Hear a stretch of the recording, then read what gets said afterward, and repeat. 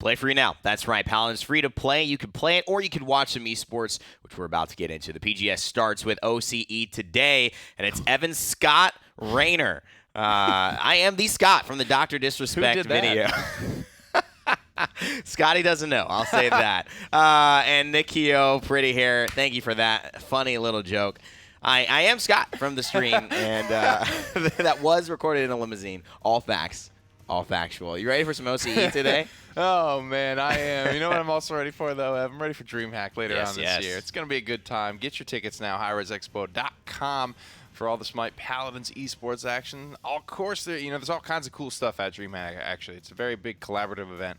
A lot of games will be there 16th through the 18th of November. So much to go and so much left for the year. So exciting announcements will be coming through. And, of course, the schedule for today. Let's take a look at how this week will unfold for you Paladins esports fans. Europe and Brazil was yesterday. Today for PGS, it's Oceania and North America. And then we'll have North America PPL over at 3 o'clock here.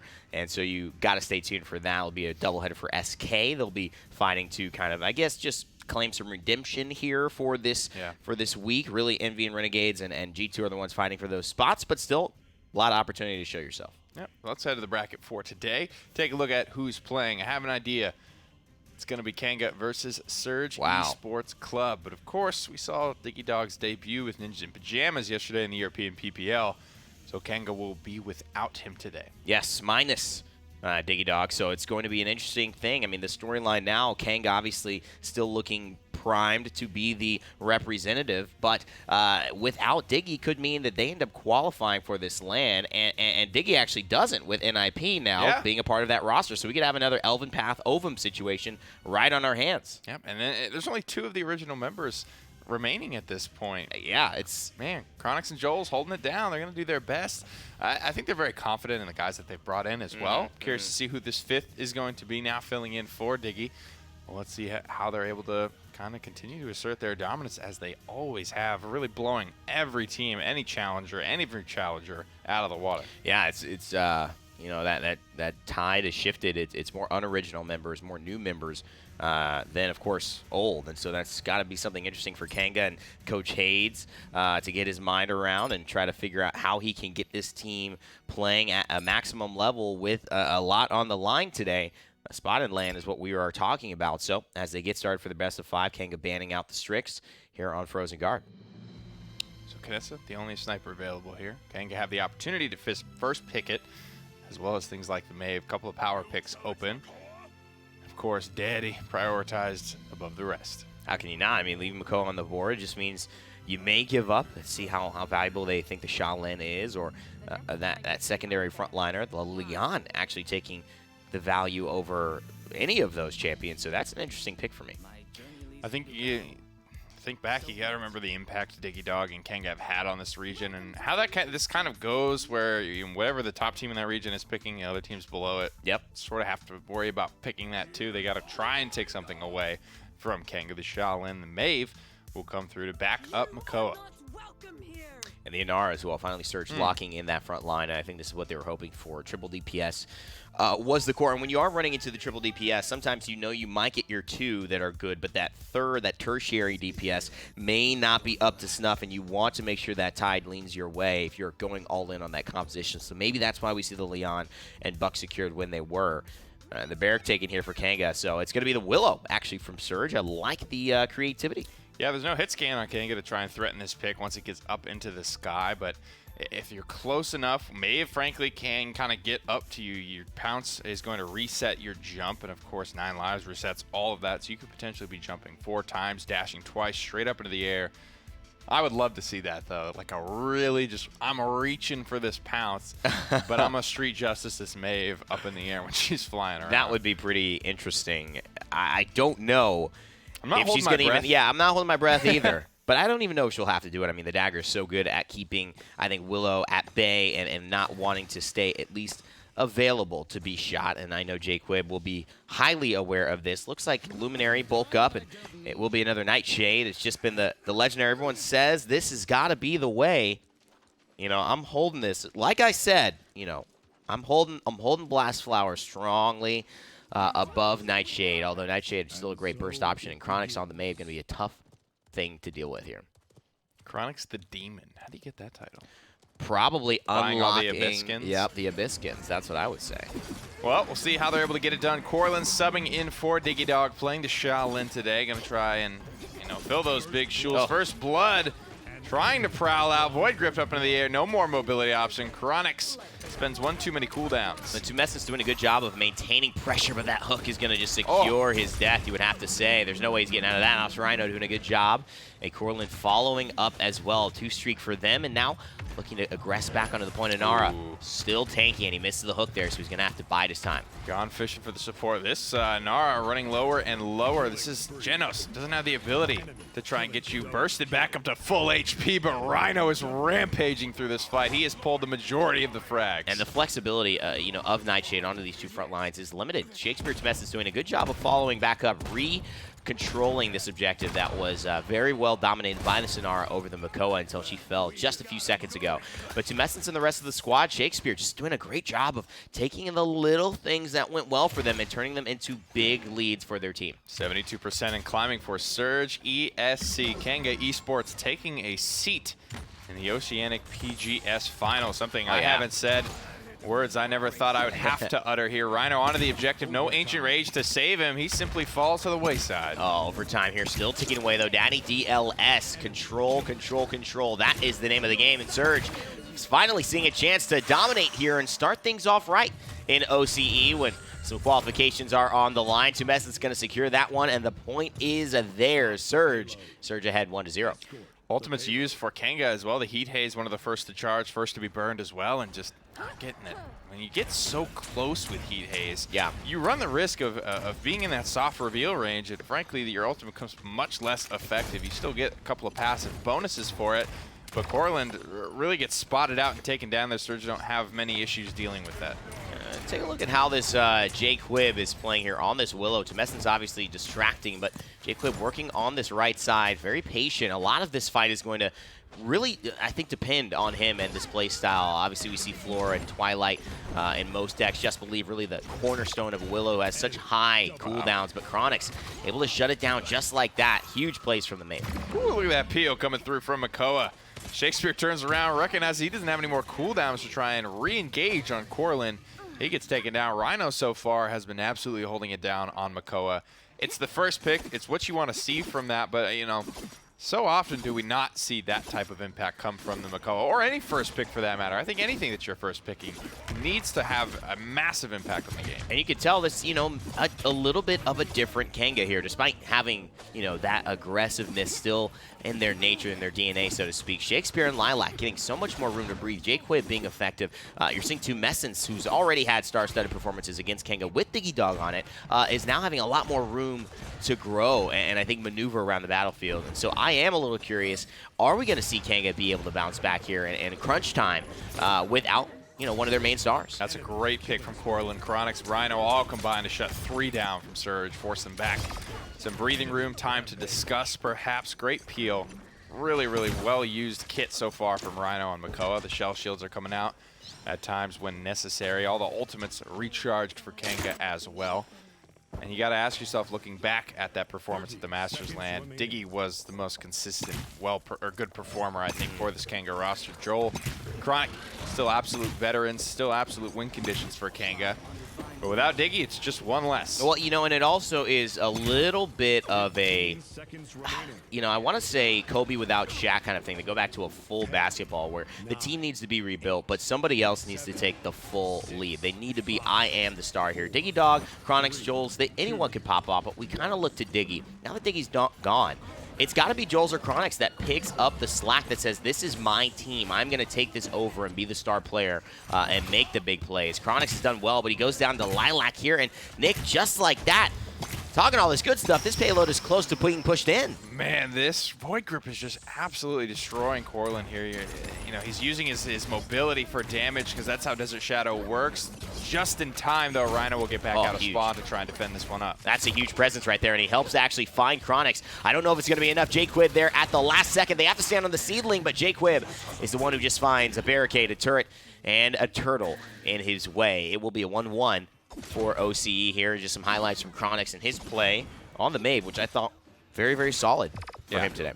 Definitely. He played well around Rhino as well. Just blowing up whoever gets hooked in there. I want to take a look at the damage charts. Perfect. There they are. What do you know? Look at that. And, yeah, he is leading, in fact, 34,000 damage, which is frankly pretty impressive, especially when you have these very pokey characters like Leon, like Shaolin. Hell, even Willow, but I don't really consider Frozen Guard to be a Willow map. I don't consider many maps to be a Willow map. No, it's not. It doesn't have that bowl shape of stand there and shoot me. And though it doesn't have the height that really she uses, and that's where innovation comes from. And it's this little box about the size of a hook. Yeah, and where does J Quib maneuver with this Willow, and how does this become a win condition for them? She's got the early ability to go into the Fae Flight, but Maeve also goes into the Midnight. J Quib kind of just shooting, but admittedly that'll be a little easier for him than for Maeve to hit her shots on that one. Enlightenment, and Chronix is right in the way, and he takes down the Maeve. Corlin, you got to get up here. You got to get involved in this fight. The Ancient Rage is pulling all the way. That's 2. That's 3 for Rhino. And I don't know. I think it's going to be another one for Corlin. That Makoa does way too much in that fight. By the time he gets all 3 killing blows, there's only 2 members left, and Daddy DLS being one of them helps to at least secure some objective time and keep it at a 30-30 tie for now while Surge comes back and tries to regroup. Is Rhino the guy?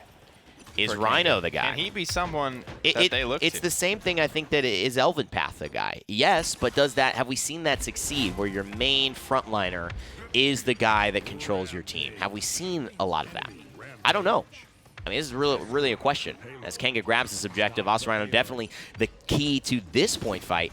But as far as I think you're asking the bigger question of, identity for this team and, where they go.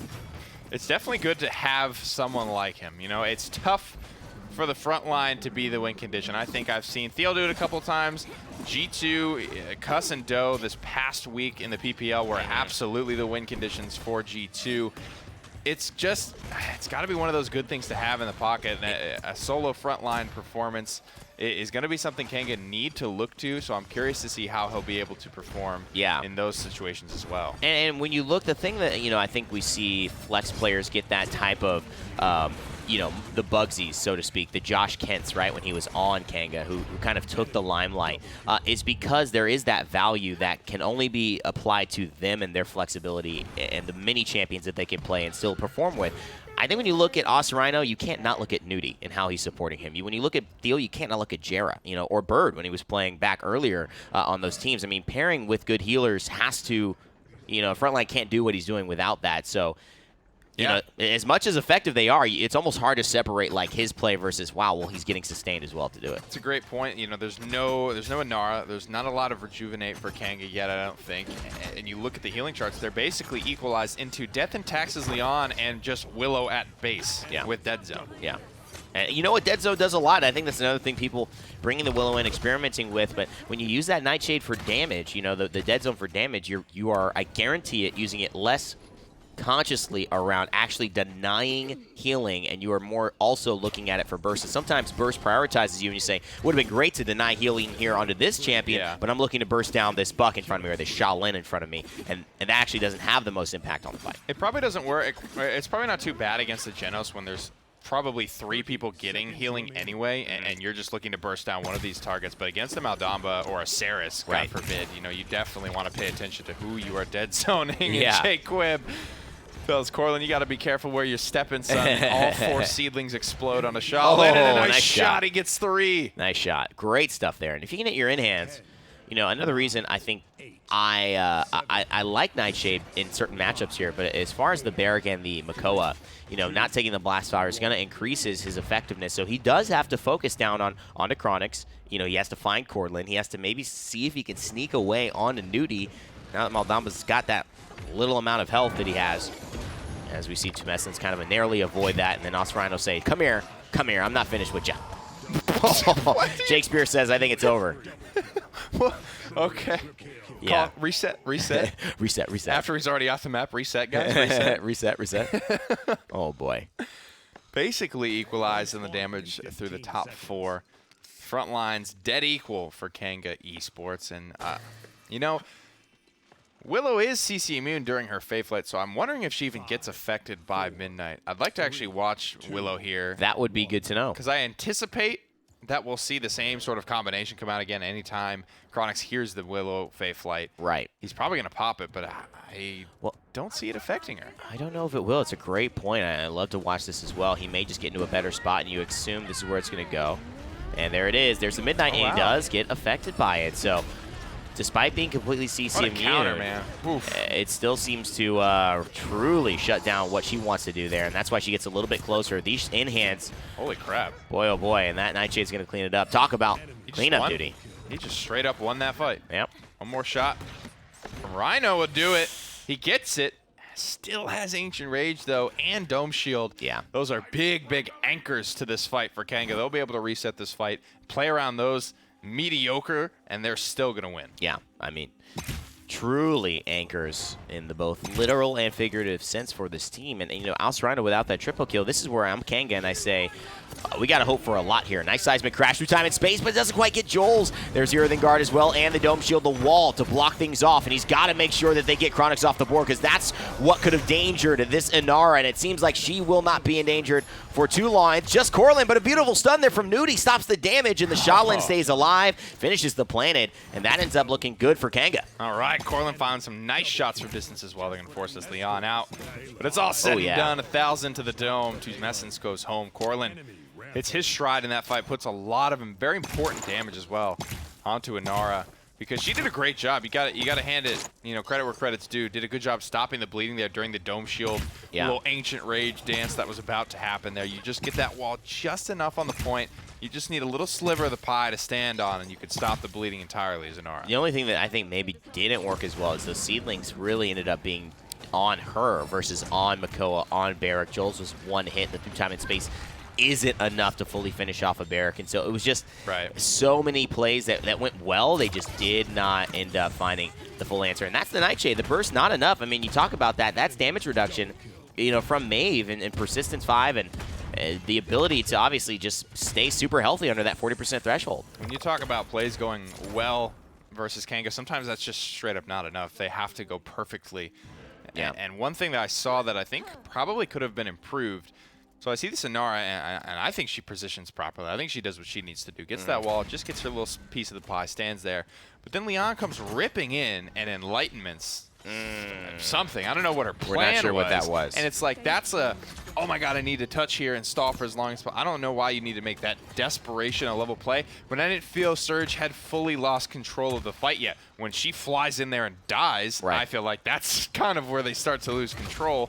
Where Corlin is just ripping apart Inara for free, basically. I think that, I see him contesting that little play there and things potentially going better for Surge. Absolutely. There's no doubt about it. I think that there's obviously little things to be worked on, and right now Shakespeare gets himself in a bad spot. I mean, he's been a high performer for me over the course of OCE and the last few phases of PGS. They've earned their spot to be here, and they're fighting for so much. But, it's got to be perfect. It's got to be better. They're going to give themselves a chance, most likely with only 30 seconds left, to be able to at least battle to a 3-3 and send it to 1-point wins all on game one here. I feel like this set is going to be very highly contested. Sure looks that way out of the gate. This is not the dominance we are used to from Kanga, but no king rules forever, I suppose. And they're having to do some rebuilding now. They've lost 3 players from their OG roster, so to speak, over the course of this year. And hell, about 6 months or so, they've kind of gone. It's been one after one. It's been a trickle. Yeah. Josh and Hayes about the same time. Diggy just a couple of months later. Nudie finds a frag, though. Over on the right-hand side, Corlin will go down, but this should be an easy cleanup for Maeve. And it's the process. You're trusting this youth to carry on and grow and take their talent to be able to usurp some of what the veteranship already knew, and just maybe skill-wise weren't even better. Just had done it so often, so much. It was clockwork. It was, you wake up, you brush your teeth, you wash your face. You don't even have to think about it in terms of a routine. But it's going to be important. These guys will have a moment to get online. Just the question is, can you get online today? Because this is what determines whether you're coming to July. Yeah, and that's something they've done every single time. And we're getting to that age where the new blood is sort of coming in, usurping old thrones in a couple of aspects. And in the PGS here, we're seeing 20-8 for Rhino on Makoa. That's a hell of a first pick performance there. That's exactly nutty. What they need from him. All ultimates available for either side here, so it's going to come down to a slugfest on the point. Chronic's starting to fall behind in damage a little bit. He's about 10K behind this Willow. Jaquib's frankly had a great performance. He's hitting some incredible in-hands. Yeah, this is an extremely kind of important moment, I think, for Jaquib as well, and this Willow pick. You know, does this work out? Does this not? You've seen the Midnight every single time, and they go for it. And he, again, the Nightshade for damage on Oceania, although he is half health, making sure that doesn't get as much value as far as healing, but really doesn't find much, Nick. And Chronix finds that first kill on a Shakespeare. Gonna hit the flutter up into the air. Sort of has an idea of where this man is. Hits him with the Nightshade, and that's gonna burst him down. Now he's got a free kill on the support as well. That's 3 for nothing. And that's a huge adjustment, though, Nick. That is a huge adjustment, and I gotta give a shout out to Daddy DLS, who comes over with the Stone Spear, just prickles him a little bit to make that fight a little easier when Jaquib was low and Nudie was aggressing onto him. I love the fact that Surge are able to bounce back. This is what you need to do if you are going to, as we've said before, usurp the king, take the throne, and claim this kingdom as your own. 99, Surge might just be surging ahead to victory. I think they've got it here. 3 for nothing again. Rhino, no ultimate. He does, I think, goes through his motion. Shell spins towards the objective, but it's futile when it all said and done. Surge, you know, now that I'm thinking back, last month, I believe it was this team, somebody gave Kanga some trouble. That was a game 5. It was a comeback, almost, I don't think it was a reverse sweep, but it was a comeback trail for Kanga. And I was like, oh my God, is this them missing land for the first time? And now you have the same conversation again. These same teams, they haven't changed. They haven't gotten any worse. You have. Yeah, that's the problem. You also have way more adjustments to make. They're still continuing their momentum and their stride. And then it's just like, hey, by the way, you know, star player got injured, can't play in the final game. Or star player gone, traded, and now you get to play against that same roster that just isn't as effective. You're keeping that core. And Surge right now are in a prime position. I wouldn't let this moment pass. I think this is huge in OCE as we head into maps for game number 2 to see if they can change the conversation. I mean, at this point, Surge wins. I think we're all thinking Surge are the top dogs now, because of how many members Kanga have lost. Not that they don't have the potential. Yeah. They've just lost so many, and they're just a new roster. Yeah, how long is Kanga? Do they have to They're lose Conga now. Everyone? Kind of Conga. Come on, everybody, better do that Conga line. Come on. No, kidding. We don't have enough room. We don't have room. That would last for like It's not Johnny's, yeah. 5 steps. Come on, do that Conga. All right. Although I think you could argue there's not enough room in Johnny's, but we make I it work. agree. Well, we don't make it work. That's, you know, I don't think we're starting We that. let it happen. Makoa here for Surge, and I think this is, again, you saw the dominance it had on Kanga, clearly effective and something you should take so that Oceania doesn't have that. I think you got him Ave again. Oh, they don't. Yeah, I mean, I don't know. It didn't work for him. I mean, at this point, you're looking at Willow having a better win record than Maeve in this set. So, and Makoa. Anything could happen. I really like the Maeve into the Ancient Rage, or the Leviathan Makoa, though. The more health, the better for that pick, to be quite honest with you. Surge, they're going to run it back. Shouts to Jaquib, man. This guy, he's like I Vivian, love it. He's Willow. He's your spirit animal. This was the guy who did the Protect the President Vivian. Yeah, This was yeah, the yeah. team. That is so funny. I don't know if Vivian's my spirit animal as far, you know, I know Jaquib you're saying. No, I know Jaquib, but I'm saying I don't know if Vivian is my, I don't think I go for Vivian, but I definitely go for Willow. I definitely preach Willow, preach Blast Flower. The only thing he needs to do next game is run Blast Flower and dominate and get a better KDA than he did with Nightshade, and then he's my guy. Tyra hovered here and, you know, Protect the President. Slot in, hit scan, girl. What? Rapid fire champion. I think they can work it. You know, you could slot in Victor too, but I think, yeah, man, this is a risky one, especially with Maeve getting last pick. 10th pick, dude. Okay. And is this Ice Mines as well? I mean, Yep. boy, oh boy. What an interesting kind of lineup here. And will the pit be Catalyst? I mean, you've got the Maldamba, so you can. This is essentially just an odd triple DPS. We've actually seen at LAN a little bit. Renegades ran this, the Maldamba and the Pip. Luminary Catalyst is so scary. Oh, man, It's Luminary. for 1,000. And then you have the Luminary Willow as well. I mean, it's not applying to Nightshade. It would apply to Blast Flower, but the key is now she's hitting for 580, right? She's hitting for, you know, a good amount. Starting to get towards, do I even need Blast Flower?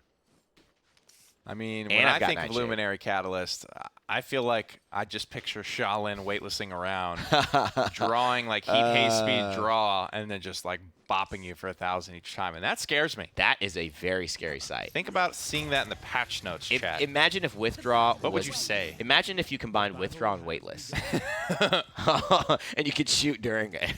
How sick would that be? while stealth, jumping up and around, like all that movement speed, instant fire.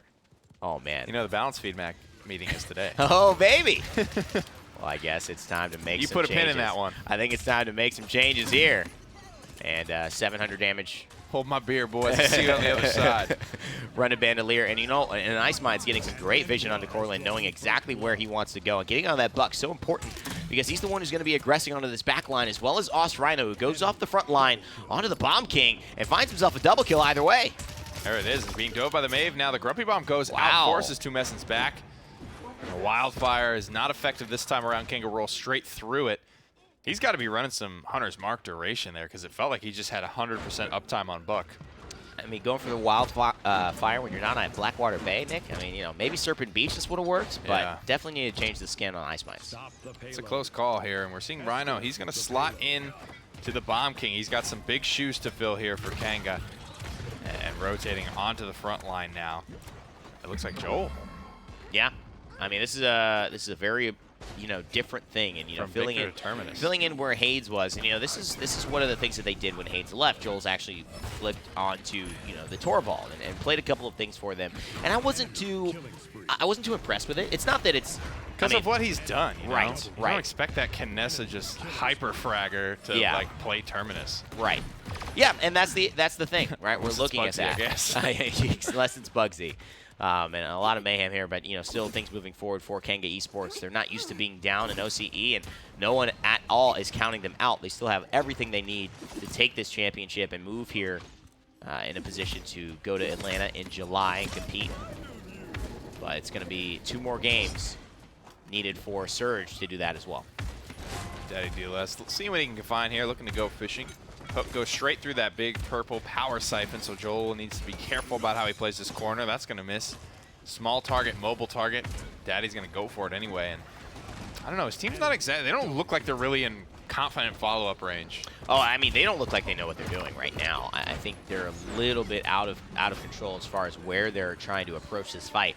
Defending on the low ground with Daddy DLS, and then on the high ground, Jaquib is there, but he's not quite in range to assist him offensively, so he gets caught in between Rhino and then going all the way back over trying to stop the Terminus and Joel's. It's a very, very difficult thing to manage on this Makoa. It's not necessarily, I think, going to be an easy fight for them if they stay on defense. Oh my goodness, got to be careful here. Chronix, you gotta hit 99% of your pounces, I think, when you're playing Mave. Yeah. I don't think it's a very difficult skill to hit, and it's very important against Leviathan Makoa to be able to burst him down. Like I said, the more health you have, the more damage it's going to do.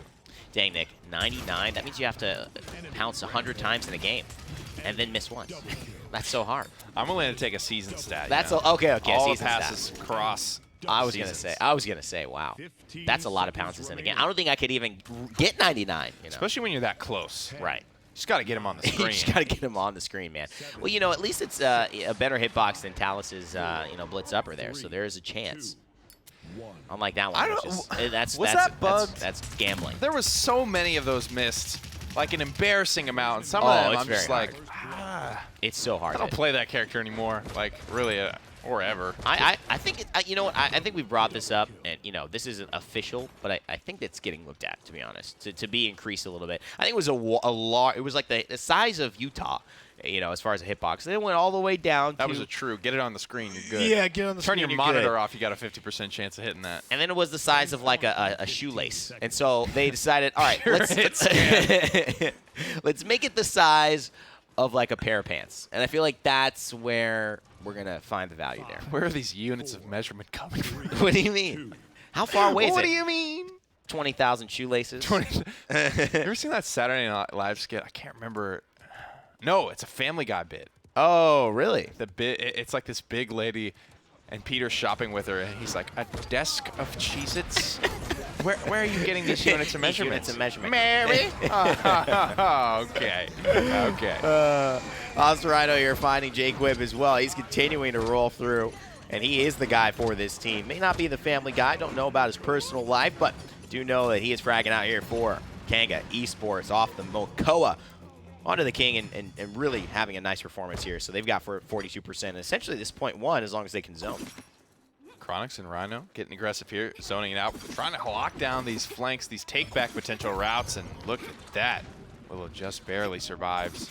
by the skin of her wings. I mean, it's nearly impossible. They're gonna get Makoa close, but I don't think it's gonna be enough. I don't think it's gonna be enough. Yeah, they can't get back on there. That sucks. And you know, you just wanted to see a little bit more of that, maybe coordination, a little bit more of a chance, urgency, so to speak. But what can you say when you just get pressured out? The Maeve has not really let up the gas, and Chronix again finds Jaquib in the backside. So this Willow has not had as easy of a time as she did on Frozen Guard. Kanga Esports have a much more mobile composition. Look at how far up they've managed to push in just a matter of seconds, and I think that's how you play this round. Ancient Rage, it's a slow charging ultimate. Makoa doesn't have any problem getting damage and getting that charge, but it's just a slow charger all around. Corlin gets pulled in, and he won't make it back out. Got to keep this one rolling, though. You don't want Ancient Rage to come back up for the next round if you can help it. Yeah, I got to say, Nick, really, you know, I'd love to take a look at some KDAs here, because my thought is that, where is Shakespeare? Where has he been? 4 and 5. He's got the most killing blows in this game. But we haven't seen impactful evil mojos at the start of rounds. We haven't seen him dominating in damage. We haven't seen him waitlisting around and really being a nuisance. You know, dying 5 times, so 6 and 5. Yeah. But Chronix is 12 and 1. I mean, maybe it's just the Os Rhino Chronix story here. I think it's part of they have one front line and a very immobile back line. So if he does do something like that, gets aggressive, he's going to be the only thing for Kanga to shoot at. And so it's a big risk for him to dive in for sure. I just wonder where and how can he be more effective. This is really one of those interesting picks that made this lineup a question mark for a lot of people who just watched it come to fruition as far as the draft. So I do wonder how he is going to play this off. He's got the Evil Mojo. I don't know if he wants to invest into that and most likely save it in the next round now that he gets bursted down.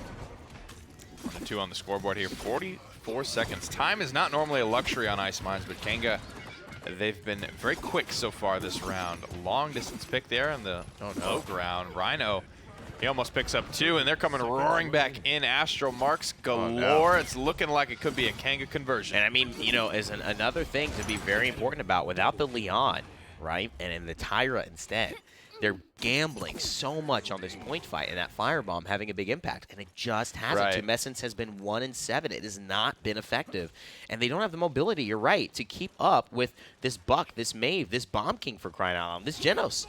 You know, she can't. She cannot out this Terminus. Terminus can outrun Tyra because he actually has a movement skill. Sad day. She is the slowest person on this battlefield. Sad day in the realm. And, you know, Tyra would be more effective from ahead when you are able to wildfire. Absolutely. You know, people coming back in, forcing to stand on an objective, things like that. Getting a freaking line of sight to be able to burn down this Terminus, but he's had no problems. No pressure, really. And, you know, that's kind of to thank with his 3 DPS. Very mobile. It's been very in the face of Surge. They haven't had a lot of room to breathe. Well, you got to see, how can I make this happen? You know, you have a Dread Serpent for Peel, but you also have a Dread Serpent for initiation. I'm not sure if they're going to go for it. They go immediately into the special delivery, and Terminus pops right back out, and now Lilac in such a horrible spot. Chronic spots him, and it's going to be a reanimate potentially here. It's going to be a very important timing selection for him as a great hook comes from Daddy DLS. This should do it for Buck. He's going to recover in the face of the damage, return some fire as well, and almost gets taken down. Kanga they just hold there, which is a risk to do on Ice Mines because especially with comeback mechanic, proper zoning here means they don't have a chance to take this one back. Rhino's creeping up. Nobody's seen him. He's making a lot of progress on his horse, and he actually gets a frag. Joel doesn't die, doesn't need to pop reanimate early either. And Nick, you know, part of me was saying even improper zoning, right, is going to get you this point with comeback mechanic.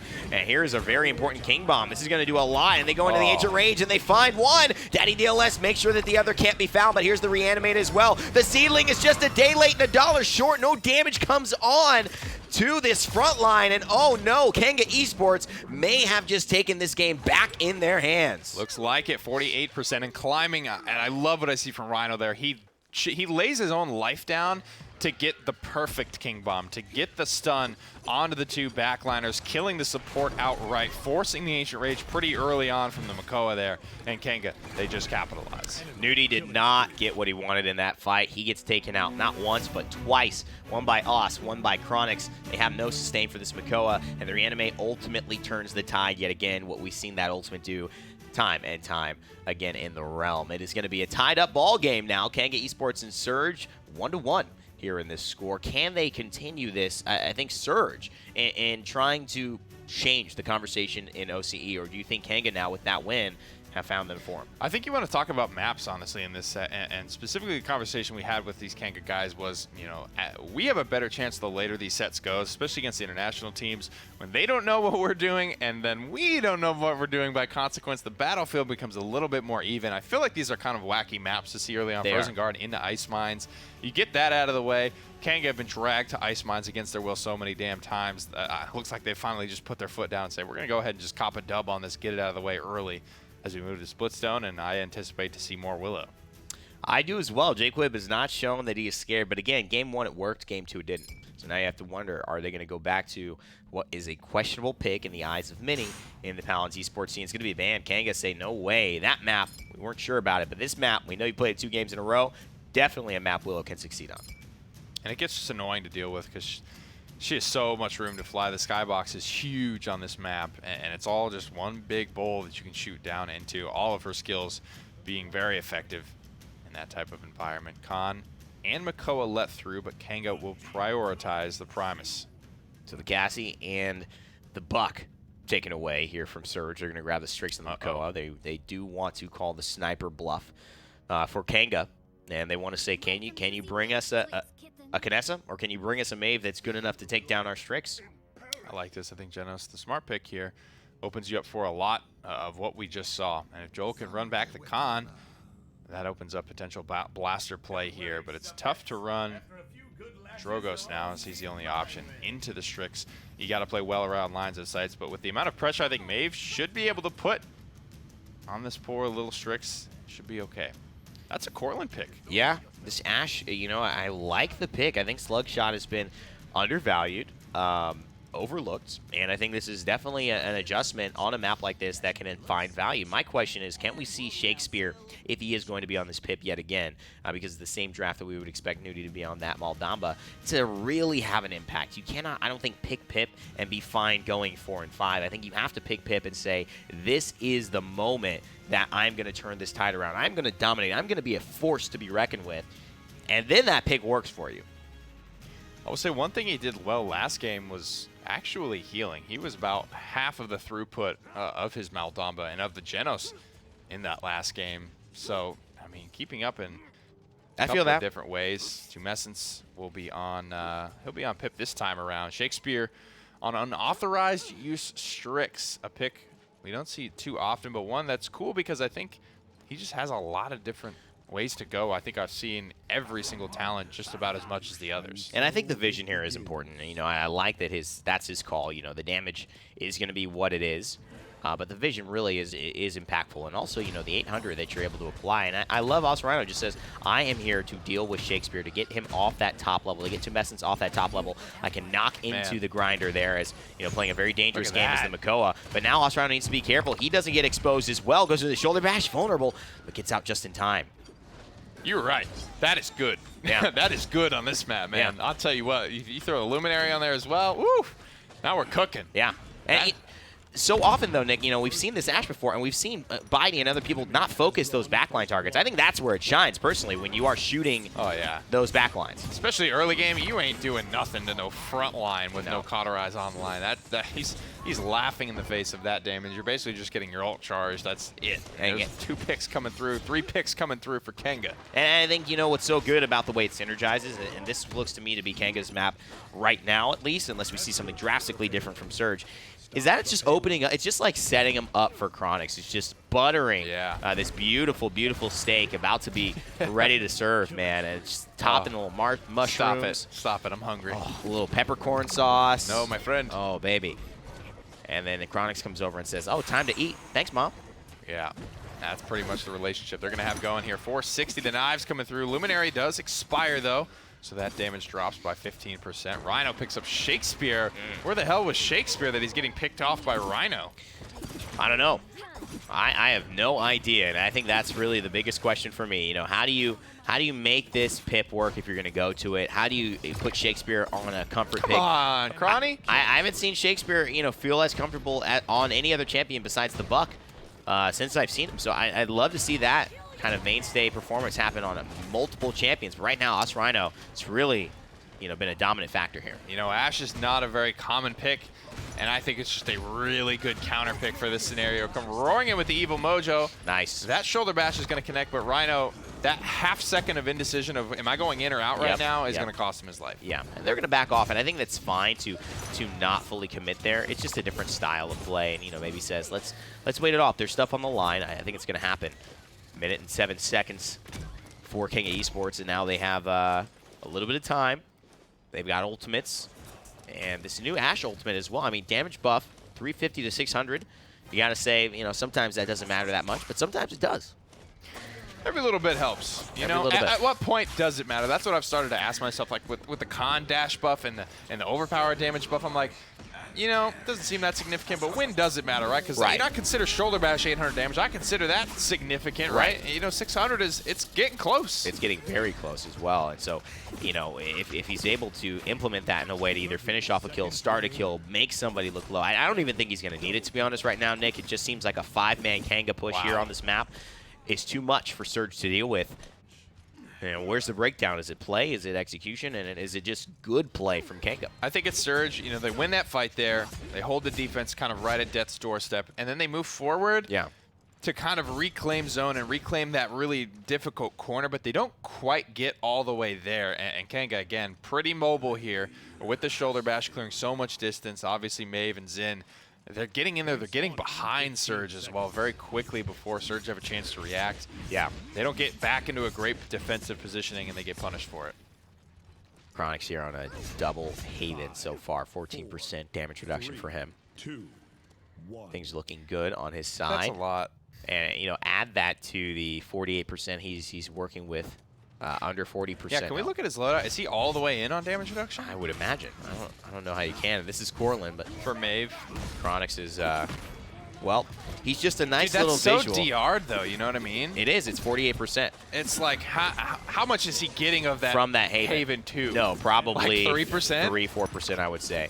And you know what? When you don't have to invest into other things because things are working out for your team and you're 2-0ing. I think it's all gravy. You don't really care. If you're losing, I think that's where you start to question it right now. Jake Quibb into the back line, trying to poppy bomb. Rhino out. He holds that rally here, ultimate, asserting his dominance, and then backing off, saying, okay, you guys are dominating right now.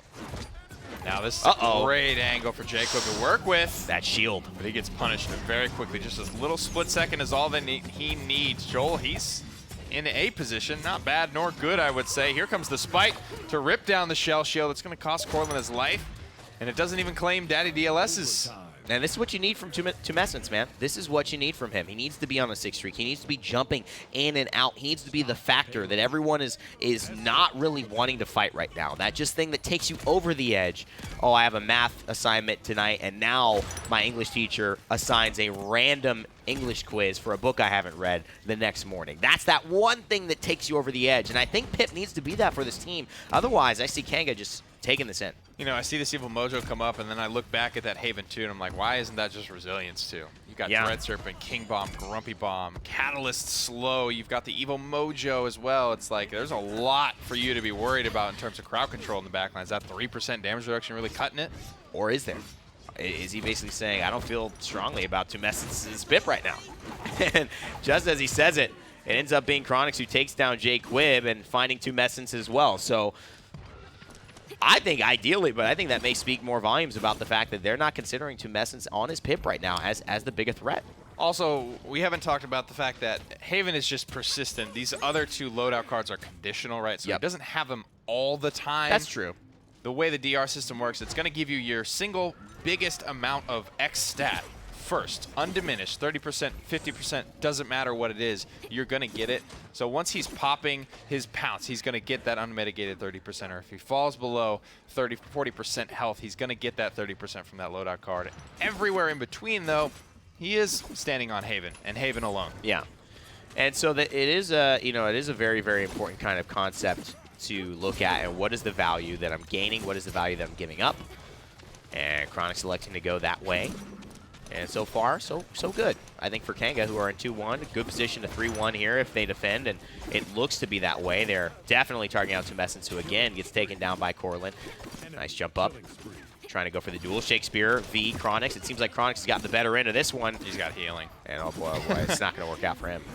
And just slowly creeping back up. Does Strix have cauterized? Because it didn't feel like Chronix was really getting cauterized there too much. Most of that felt like it made it through. He's gone into the Wrecker 1 and then immediately into Haven, huh? I've had enough of this damage as well. It's a tough matchup. I mean, so much more mobile than you, easier to poke, you know, more room to be safe and poke as well. So you just peek, throw the knives, back off. So Shakespeare really feeling the pressure. Finding a shot there only hits for 700. That is not exciting when you are a sniper. You hate to see it. You hate to see it go down like that. Yeah, you hate to see it go down like that, mate. 2 kills for Corlin. He gets a drive-by battle shout as well to top him back up to full HP. I love it. Drive-by battle shouts, man. That's what it's all about, really. It's really plaguing our community nowadays. Con needs to start like an Uber Eats service for battle shouts, man. Just order it up, come on through. In the app, you can tip him for a service if he helped keep you alive. And there's We can dream, man. One can dream. And there's a great, you know, moment here for Chronix, who's just been so all over the board, and he's been an incredible slash line for King Esports. And that's what you hope for. I mean, a guy like Chronix is probably who you would expect if he continues to play damage and Jules turns into the front line kind of flex for this team. Chronix is the guy that needs to show up every game. But look at Corlin. Same slash line, almost twice as much damage here. 11 and 5 on his Zen. He's going into the resilience a little bit here. Yeah. He's a Yomi as well, so I mean that's hell of a synergy with Nudie as well, who is hit the cauterize or the Chronos 3, excuse me, at just 9 minutes and 30 seconds in. That's not, how did he do that? Because these haven't been very drawn out rounds. The amount of eliminations that Genos gets is incredible because of I guess that's true. Because of his Astral Mark and that change to healers and the beautiful Midnight. Jacob just says, I'm done with that. I'm probably going to die if I go any deeper, so I'll just hold this L. And Chronix makes him do it. I mean, one of the best, I think, uses of Midnight across a set that we've seen, countering the Willow, countering this BK ultimate, and he may just go down, but luckily Jaquib finds that kill before Joels can clean him up. I was just so drawn out. I think so awkward. A lot of people missing a lot of things in that small little room. Yeah. Corlin plays it safe as well, heads back to the objective. Could just spike this Makoa to lock him in place for the team, but the Ancient Rage is going to come out, so it's a good thing that he didn't. And it's great that he just runs that corner too, because he can keep on the damage now, and you know what? Daddy DLS has no idea where he went. He's got to focus on the point. Kanga already has 66%. Void Grip comes in, but is it enough? I don't think so. Chronix taking matters into his own hands and says, let me just find that kill there. Daddy DLS trying desperately to get this made, but he's body blocked, and Khan comes over and shuts that down. Says, time to go to bed, little turtle. And he's fast asleep. He just rocks slowly. He's just down sleeping. Hi. His googly eyes still wide open. I don't want to take a nap. Come on. Great stuff there from them. And you know, again, Kanga Esports now with 2-1 lead. They've come back from losing game 1, showing perseverance, showing character, and showing that, you know, they're not a team really ready to give up on themselves. Yeah. I didn't see any overpowers into the grinder that. There was one. Okay, cool. Round 2, and it was when we were looking at Chronix. He got a nice POV on that. So we got maps ready for game number 4, actually. And it will be on Bright Marsh. I think this is a great map for Kanga as well. I think they can certainly maybe get Rhino on the Inara again. We haven't seen him play it at all today, and he looked phenomenal on this pick. Solo front line during the Masters LAN. But we'll have to see if Kanga is confident enough to move Joel off of a front line, which is, I don't know if that's going to be the mainstay now, but he was definitely the floater, the third flex guy to get on the front line, but now it seems as though he is more of the mainstay. Yeah, it's going to be a question mark that, you know, we're going to have to wait and see how Kanga develop their opinions on. Leon here in first pick position. She was not played last game at all, and now Buck taken as well. That's who I think Surge has had the most success with, went on their team, flexing that on the Shakespeare. And now, you know, continuing with the Maldamba pick, Pip, that healer combination for them, whatever it is, has not worked for their team. They've lost both games that way pretty convincingly. So I just think I'm glad they're going to the Genos here and just securing that as their first option. Look at the King. Look at the Inara as well. Love Bomb King Luminary. I think it's really, really strong Love it here, especially when you're playing against Love Leon. Bomb King. If she doesn't bring a lot of health in her loadout, she can be very, very vulnerable to getting two-tapped. Yeah, I think that is going to be, you know, the big question. How much value can this BK bring? You know, the Blasters always kind of taking the front runner of the conversation in terms of what blaster is overperforming. And notably, no Drogos played at all in this entire set. Diggy's gone. And, you know, that's got to say something. I mean, it's great that Kanga can get here, that they could do this now. But if you don't have a Drogos player, you don't have a Bomb King player, good luck at land. Yeah. It's going to be rough. You'll need more than luck. They're going to need to level up. Moji being hovered here. Andro hovered and locked. Surge, backs against the wall. They are going for it. They've got a lot of bonus damage to leverage here, a lot of cool mechanics, a lot of movement speed potential as well. I like the comp. Does it work? We'll have to see. We'll have to see. I mean, I think Moji and Andro could work really well synergistically with one another. You have Elusive 5, you've got Toot. There's a ton of movement speed potential there, and healing and recovery, and just limitless, you know, moments of just blocking off damage with Reversal and Magic Barrier. But I just don't know, Nick. I don't know if this is going to be enough.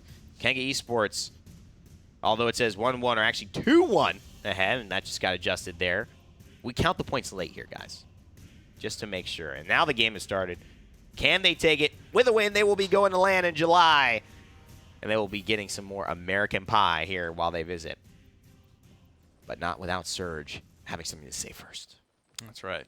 And Moji and Andro specifically. Yeah. I love how we have like certain abilities like Artemis from Smite, who's just, you know, suppress the insolent, transgressor's fate, and then Toot, Scamper. Scamper. Well, you know, Artemis, those are real try-hard ability names. Time. Those were some try-hards, you know what I'm saying? They really were. Cupid and Artemis and all those things, like, those guys, you know, on her, you know.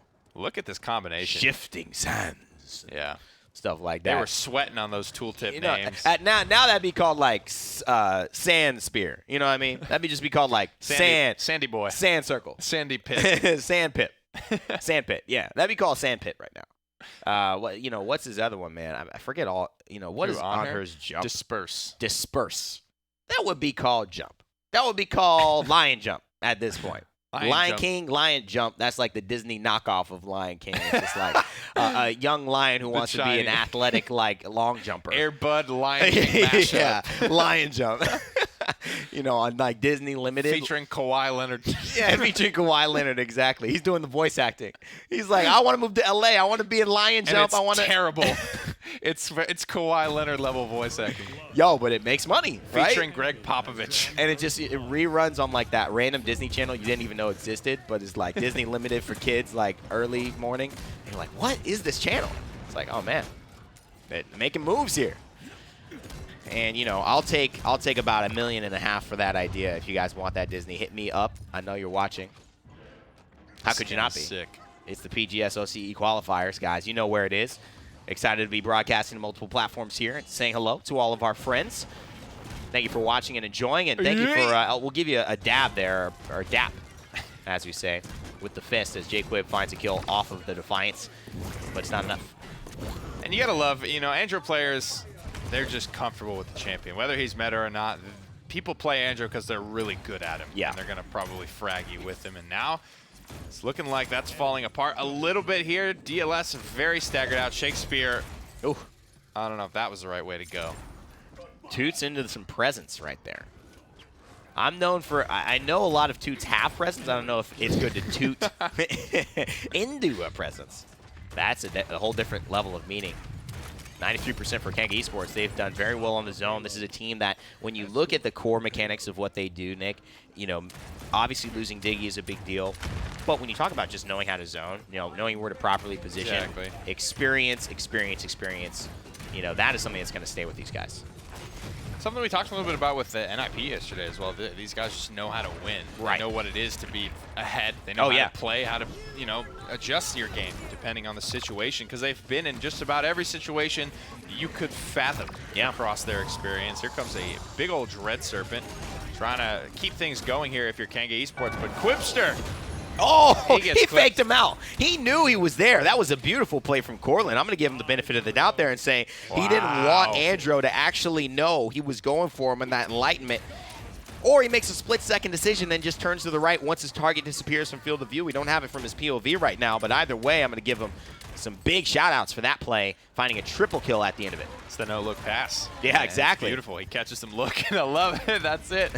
Right there. King Bomb ready to go. Time and space, accursed arm. Things Surge Esports will look to stand on to slow down Kanga, who, albeit don't have much left in the tank here, but Enlightenment coming up again soon because it's reset, obviously. Absolutely. Joel's here in a good spot to continue swinging away. He's got to reanimate. This is going to be very difficult. You've got to shut down Lilac, but at this point, you know, because Lilac only has Astral Marks to work off with the Inara and no Earthen Guard, she's not going to be able to heal up fast enough to disperse the DPS that is coming from the Masquerax. I think it's going to be a 2-0 push. Kanga, about 4 minutes away at this pace from qualifying for LAN.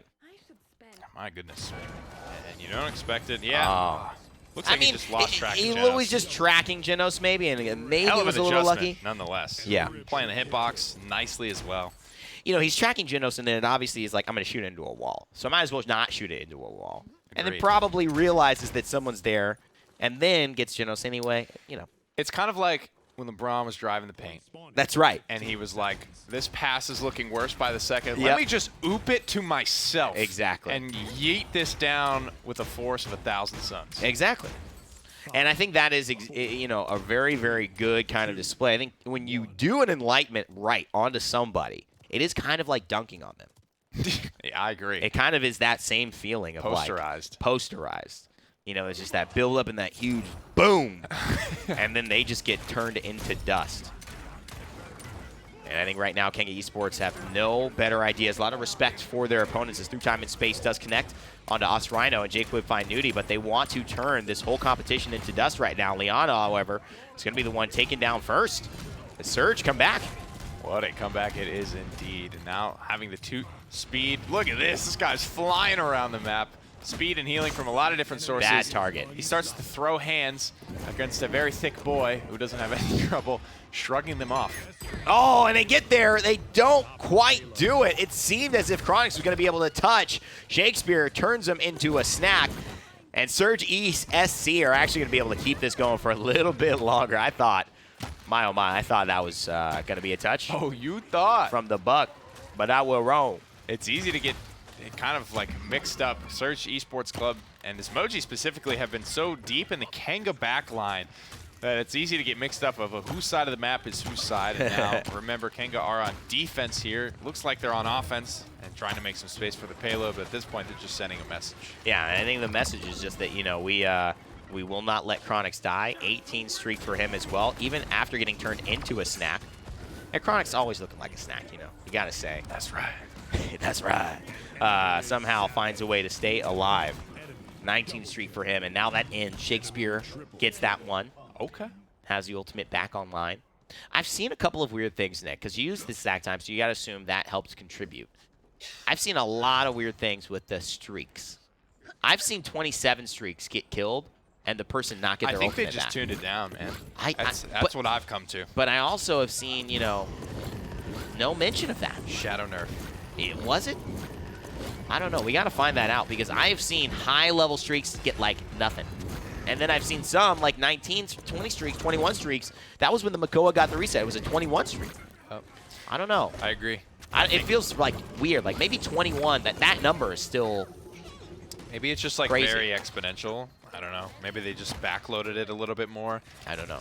But it's felt tuned down to me for sure. I've watched and looked around specifically when I see big streaks get shut down and just been very underwhelmed with the amount of all-charge. Maybe we can get a replay or at least an awareness of someone in the backside who looks at where was Moji's ultimate before she killed Chronix just about a minute ago. Because if she was, I want to know how much she gained from that one kill. Because that would kind of help me to know. Because she got full ultimate. And she did use it about 20 seconds, 30 seconds earlier. Right. Curious. Shakespeare picks up another one. Defense here. Remember, Kanga on defense. Now it's starting to look like it a little bit more. Shakespeare goes down. Another heal pops through. Chronix damage reduction. Sustain. It's all there for him. 7 seconds on the clock. Joel does have his reanimate. Might need to pop that. He backs off, gets some good healing, and Rhino does the rest. Big hit as well there. And triple kill for us, Rhino. Wow, just really capable of flexing off of these front lines onto damage dealers. We've seen him on Bomb King. We've seen him on Makoa. And we've seen him on Zen now. Some incredible plays. 40%. 40%, Nick. She just got, what, 50% off this? Let's see. Yeah, about 40% off of that. He was, so, what, 19, you said? 19 streak? On 19 streak. But I've honestly seen 21 streaks get like 10%. Really? Yeah. So what I'm saying is I feel like maybe a couple numbers are weird. Do you think not all streaks are created Not equal? all streaks are created equal, I'm telling you. We just saw a 19 streak had to go, it went from 54 to 94. So what, 40%? Pretty much, yeah. Pretty much about half there. And if it stands, then the 21 streak would be 100%? That's wild. And one goes from 40 to 100%? That's what I'm saying. I think it's been toned down. We'll see. I don't know. We have some evidence. Thank you very much, guys, for putting that together. We now have some evidence of what a 19 streak does currently. So we'll have to go back. Detective Rain Day. And that gets consumed. The power siphon blocks the Moji snack time because it's a projectile. That hurts. That Yikes. hurts bad. Joel does go down there in the end, but it is all red in the kill feed. And Joel, the only consolation prize, he's back on the battlefield. Wow, so he reanimates as well. And I think they're fine because I think this is going to be, this should be the end as long as Shakespeare goes down here, and it looks like he will. 75%, 78, Kanga Esports. They are coming to America. I don't see a way that they are not. They just earned themselves a little bit of a trip here into land, and though Jake Quibb is dashing over, and though Tumescence is crawling his way onto the point, I just don't think it's going to happen. I think we're going to be seeing Kanga one more time. Despite losing Diggy, they'll be joining us here for land. Quietly into that good night surge. Do get a game, but it's all said and done. Back to business here. Kanga looking good, looking flexible, and then they're going to need to be. They're going to make some adjustments here when they lose a star player like that. Now Diggy needs to make it. Yeah. Otherwise, Diggy's not coming and Kanga is. That's just crazy. Yeah. It's weird, man. But it's weird. You take those losses for the greater good of your career, I think. And I think he knows that there's a huge upside here. Yeah. You got your salary, I think, playing in the PPL versus just the PGS. You got probably more room to get better. You got better players around you, better ranked scene to kind of grind in. I got a lot of respect for the decision. I don't think that's an easy one to make across the world for what Diggy's done. No. And, I think it's the right call. Not at all. All right, well, that's going to be it for this one. We've got, obviously, Kanga Esports taking the W here. We got some more PGS coming up after this. That's right. North America has to elect their representative, a very competitive region. Very, very one that you do not want to miss. It's going to be Gabby and Gorecast in that one, though. Oh, yeah. We're excited for it. Thanks so much for staying tuned with us. Rain Day and Pretty Air. Give us a follow on everything. Literally everything. Everything. Otherwise, I'm watching you. Coming back. We'll see you guys in a second. Make sure you look up Scott, though. Yeah, look up Scott. Evan Scott Rain Day. Rainer. That's my new title as well, guys. We'll see you in just a bit. We got NAPGS coming up right after this.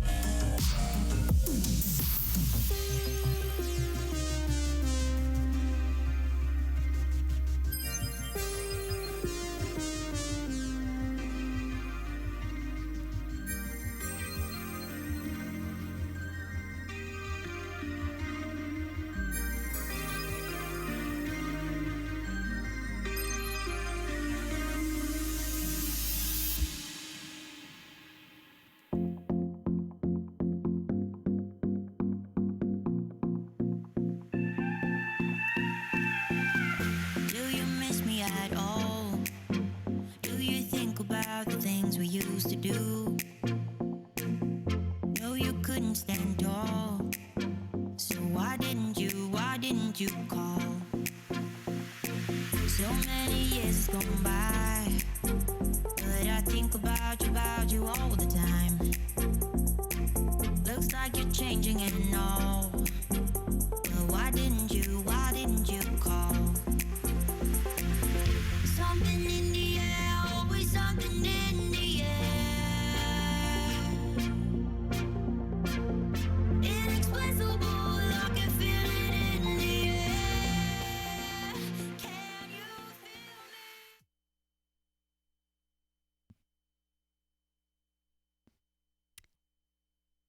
Hey everybody, welcome back to the PGS. It's time to travel into North American territory, but now we know Kanga Esports will be returning here for LAN. It's definitely another team. I mean, looking at SSG yesterday, Kanga coming through, we're thinking maybe Burrito, probably Burrito later on in the week, but North America's kind of a toss-up for me.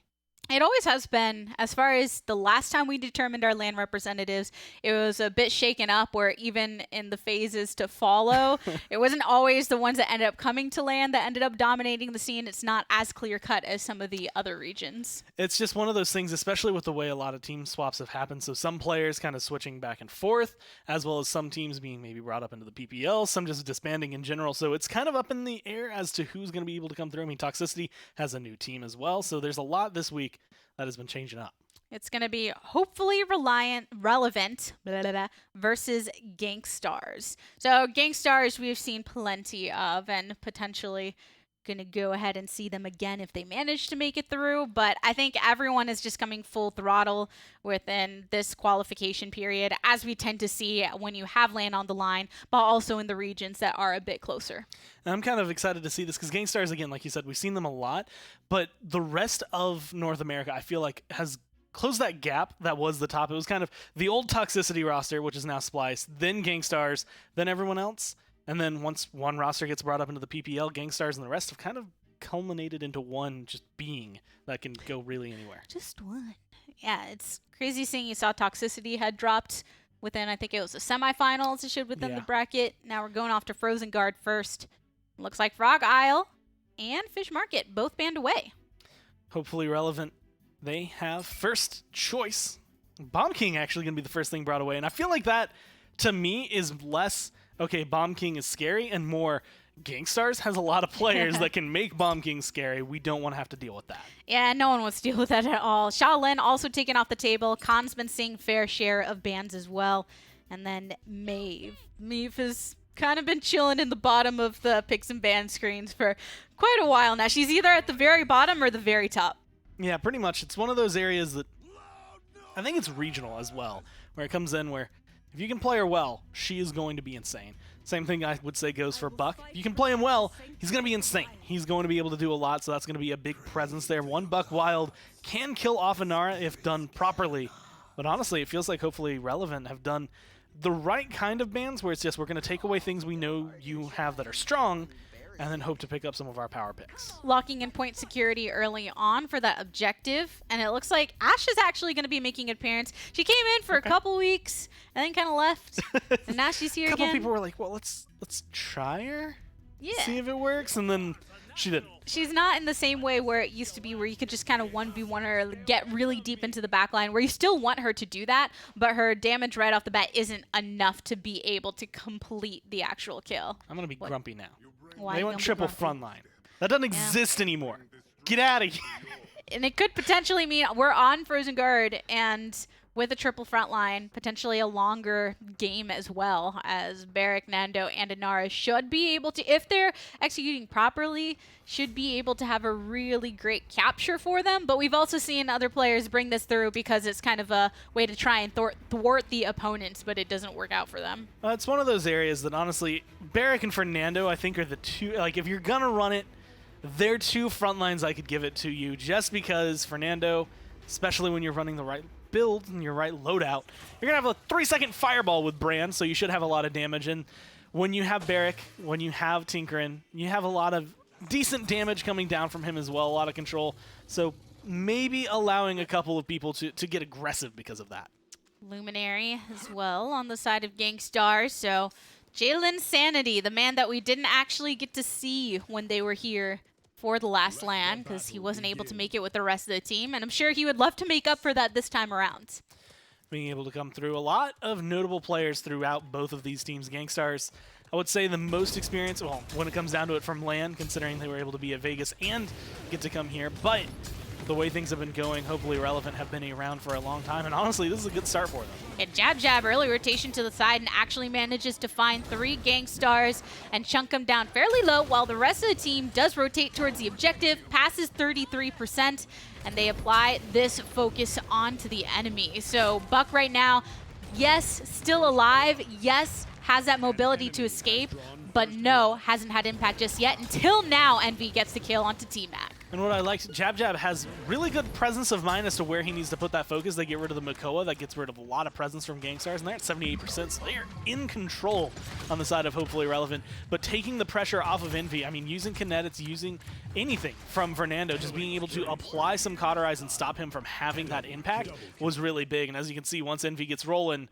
it's all downhill. Not a moment too soon either. 90% for hopefully Relevant, but it's going to take them a bit of time before they can actually come back. And you see that Envy is already ready to try and cut them off immediately at the seams. T-Mac manages to get the kill on Envy, though, by rotating from the side on which he did not have his eyes locked. But Gangstars, they still have about 4 around the objective. Get the stun onto Damba, but Neo actually goes down to Amos. This is where that 90% now turning into 100 matters more than anything. You push Gangstars off, even if you didn't get those kills at the tail end, it's just, okay, we have control of the point again. We only have to stand here for about 3 seconds, and we're going to get the full thing. Luckily, you get 3 kills with it as well, so that starts out this rolling payload very, very quickly. It kind of keeps you comfortable. It was a nice succession in the way that they actually achieved those kills as well. Makoa could be a really big pain, and they just burned through him. They all focused. And then Ash took off. He took out the sustain as well. So because they didn't spread too much across too many players and kind of get sporadic, they're able to actually close it out for that objective. As of right now, damage positioning is good from hopefully Relevant, just being able to stand in the right spots with the right amount of pressure.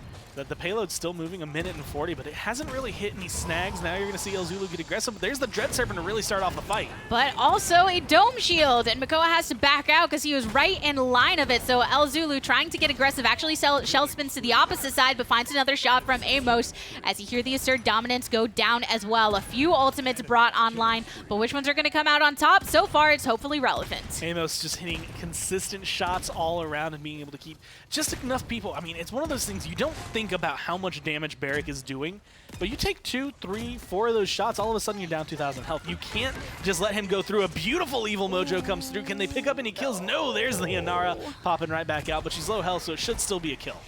Neo himself wasn't enough to follow up on his own ultimate in that case. And right now, though, Gangstars, luckily, with this high ground advantage, are able to turn this around a bit. And the 2 frontliners that were alive just have to retreat. They can't fight this on their own, despite the damage potential from these champions like Nando.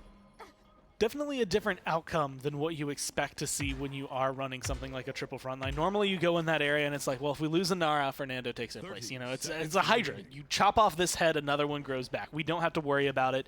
But it didn't work out the way they wanted to there, and a lot of it, part of it was kind of displacement. Everyone kind of spread out, and Nara left on her own. And then it was just the way Gangstars approached. I mean, they used a lot of ults to be able to get that, so they're not going to have things like the Ancient Rage coming into this next round. The Buck Wild isn't going to be available either, and that gives a little bit of an advantage over to hopefully Relevant. But then also just using the Seismic Crash now, so evening the odds a tad, as some of their ultimates are a bit off from actually coming up. Neo and Envy both picking up kills. You can see ASDF Master right now attempting to hold this for his team, but there's the triple kill for Neo. And everybody from Gangstars, even if Neo didn't get that kill, it would have been pretty easy for them to collapse. And this is just a clean Ancient Rage. Everyone right in the right area that's going to be able to find just a couple smacks for El Zulu. And he did get a double kill through all that, but a lot of cleanup from the team as they dump the damage through. A couple of ults available now on the side of hopefully Relevant, and they're about to have the Dome Shield as well. The damage, I am actually surprised to say that Neo is the one on top. Pip out-damaging Cassie. Oh boy, I like it. I like it when you see that kind of shake up, because you get used to saying, okay, there's Cassie at the top of the damage charts. I was okay. actually about to come into it and say, well, I guess we can look at T-Mac at the top of the damage charts, and he's not. Feels bad, man. But still having an impact. It's not like he was far off from that top spot. Working into that morale boost, tier 2 wrecker as well. attempting to break through as soon as possible. Both Kresnik and El Zulu shields that they provide, especially during this capture portion. And El Zulu, once again, meeting off against Nando, and jab, jab. He just takes too much damage immediately right there. There's actually the Dread Serpent. Jalen Sanity picks one up onto T-Mac. And here's the face-off between Ash and Anar, throwing it down with the Assert Dominance, not caring about any Warder's Field. And Anar just has to wait until this expires, actually rotating to find what other resources are on the wayside. Unfortunately, you have just enough kills coming down from Gangstars all around that, yeah, you're ignoring the Ash. He's not honestly doing too much other than just being a presence on the point, stopping them from doing what hopefully Relevant did in the first round, which is just sit there, get 90% with no contest. Now you get a couple kills, you put yourself in the lead. You've got quite a few streaks burning as well. 13 streak, 11 streak, 12, 6. Looking pretty good for Gangstars right now. 90%. And they're about to capture, but may be able to make it just in time. There's actually the Evil Mojo onto Jab Jab to take him out. Just enough impact to get this overtime to continue, but even a Dome Shield on the side of hopefully Relevant. Once again, taking control, sending all of their frontliners towards the objective as T-Mac faces off against this Buck and does actually contribute to that kill greatly. And ends up coming out not only alive, but full health, ready to try and find one, maybe two more, three more shots onto Neo as he does get his own healing, but it's going to go the way T-Mac getting up a lot of kills right there, and 100% Amos is the reason I feel they retake this point, and it looks like they take the payload as well. And time for them to push again. And you like the way that Scout was used right there just for that single kill. You're facing off against Neo, and you know the way that Pip has that burst healing, and if he's left alone for too long with some cover, then he's basically going to be back to full HP. So T-Mac choosing to just move forward with that. But also, you heard the Immortal come out. Envy takes out T-Mac. Neo with a kill onto Amos. Nando keeping himself alive because of that ultimate usage. But there's still 2 minutes to go on this push. Not as swift as before as Envy makes his way to the back. Definitely a slower start overall, and now finally hitting some snags earlier on. Overall, Gangstars being able to push back, charging up a lot of their ults, and a lot of things that will cause trouble for hopefully Relevant. I mean, Buck Wild, Assert Dominance, Evil Mojo. Third time in space is there, and Jalen did hit a snipe with it earlier, but I don't know if that one's going to be as important until the next round really starts up. But hopefully Relevant kind of getting locked pretty much at mid-map, not able to do too much to break this wall. A very aggressive defense from Gangstars, that's for sure. And after getting a little bit risky, they're actually forced to back off in this case. El Zulu, a nice hook onto this Nando. Great shots. Jab Jab goes down. And this allows him to push forward once again past the actual payload. And T-Mac is low as well, only a couple shots away from death, and Envy finds it. Nice long-range shot. And this is one of the things, I know Nick has mentioned it in the past, and I think it is very important to look at with Makoa. One of the things that makes him really strong, obviously the hook displacing an opponent at any point in time during a fight is important, because all of a sudden you were with 4 of your teammates, and now you are all alone with 5 of my teammates, or 4 of my teammates, I guess, since I'm the Makoa. But his shots as well, being able to find that projectile at a long range, it hits pretty hard, so being able to arc that in the right area, you can still snipe some people with it if you can play them properly. Here we are, 35 seconds to go on this push though.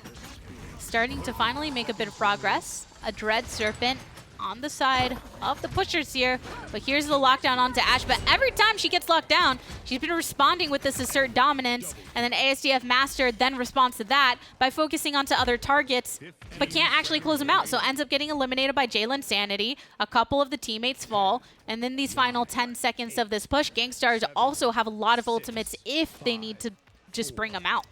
You get a shotgun on one side, a cannon on the other, and for the most part, anyone who gets caught between you is going to die. That's pretty much the way Gangstars approach that fight.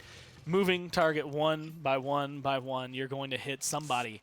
And now we do see T-Mac actually has taken over the top damage, but with the way things are going, kills, Envy and El Zulu, and to honestly a good extent Neo, have been contributing so much to their team in terms of control just by finding 2 or 3 picks every time they fight. And T-Mac is starting to get focused down a bit. Sometimes when going against Envy in the 1v1, has been able to dodge out of it and just land the shots really effectively. But in other cases, a bit too vulnerable. And then Gangstars just kind of move past all the frontliners Say, well, we know who we have to focus on for damage, so let's go find Cassie. There she is. Boom. And it's in that just awkward area where his Somersault is level 2 in his loadout, which is 30% is the threshold for him to get a reset on his roll. And that's just that area where some players like to run it at 45%, just gives you a little bit more time to react, because 30% of 2300 is not a big number, and it's not going to be enough for a lot of people to make that instant reaction. But those are some solid shots. Should be 2 kills right there. Yeah, Buck goes down, so does the Pip. Another one onto Jalen Sanity, and suddenly it's only the frontliners up and alive for Gangstars. Maldama taking a moment to heal himself before he goes and just helps the rest of the team. But now, Ash, you're about to be going bye-bye. So far, the 2 differences, especially for that fight, T-Mac died very early on during round number 2 just because Jalen was able to hit him with a through time and space. This time around, no one is taken down by that, so you still have that progression coming through, and Bagel has been able to stay alive. I mean, right now, his slash line's not doing great, pretty much what you would expect from a support. He's getting focused a lot, and whenever he's not there, his team can't stay healthy. As long as he's alive, though, he is rolling out the heals, and everyone seems happier because of it. Hopefully Irrelevant getting their 3rd capture in a row. The thing is, like we said, you have triple frontline. It's what you expect. Envy actually pops to Buck Wild right now to take out T-Mac, because they're not going to be able to push very effectively if they don't have T-Mac just taking out the targets that are standing in the way of the actual path of movement. So that early focus down on that singular target actually buys them a lot of time. Good shotguns, Envy getting aggressive here, but not the best place to be standing if you're Buck. Even with recovery, you can only live for so long, although he's going to be able to make it out. That's going to be that good old damage reduction that comes through. Envy now full health once again, is able to turn that around on its head. Long shot onto T-Mac. Now we are at 1 minute and 38 seconds. Still having that contest going, but losing both of the supports on the side of Gangstars and the one on the side of hopefully Irrelevant. But here's the Immortal. That's one way to keep yourself alive, and luckily had a teammate that could go ahead and follow up in that moment. 4 dead, El Zulu just having to fall back. And at this point, 63% on the Ancient Rage. He doesn't have really a lot to try and hold back, especially if left on his own, but let alone being able to have a team. He's going to have to kind of position himself properly. A couple of good hooks here and there might be able to change the pace of the game, might be able to give them the defense they need, but they're stuck in this area that honestly it's feeling a little bit shakier. A couple kills right here should make a difference, though. Try the best you can to get those kills so you can charge up that ultimate to 100%, because you still have 20% to go on that one. 50 seconds on the actual clock, as hopefully Irrelevant ended up losing T-Mac again. They lose Amos, and with that is just a bit of a domino effect, because you can see Inara being chunked down so low right now and actually getting staggered. Nice held without, and you can see now everyone, Fernando specifically up there, but the rest of the team as well. She's just now respawning, and they are trying to figure out how to get back to the payload. You have to if you want overtime. You only have 30 seconds to work with, but you're going to have to accept that ASDF is going to have to come in a little bit later than everyone else, which honestly changes your game plan. Triple frontline, though, means you at least have someone who can take the brunt of the damage. And with that frontline, they're actually splitting it onto the 2 sides at this point in time. Here's a dome shield, so El Zulu uses the shell spin to get out of the range of that, and leaves on the high ground, takes a couple shots from the Barrack. The Barrack turns his attention once again over to the Makoa. Assert dominance from the Ash. And it's actually Makoa that ends up going down. Move out of the way up through time and space, but 2 down on the side of Gangstars, 1 for hopefully Irrelevant, as Neo gets a double kill off of that ultimate and a Dread Serpent on the opposite side. Jab's one of them, but Neo's going to go down. Kresnik goes down right before him. Jalen trying to stay alive, but El Zulu is back. Has the Ancient Rage if need be. This overtime timer, though, starting to look a little bit more precarious, and he's getting low himself. Oh, there's the Ancient Rage. Swing away, my friend. Finds himself a Nara, but not enough right now to get her down. Bagel does fall for hopefully Irrelevant, and Gangstars on this defense have everybody up and alive in close proximity, so it goes 3-3.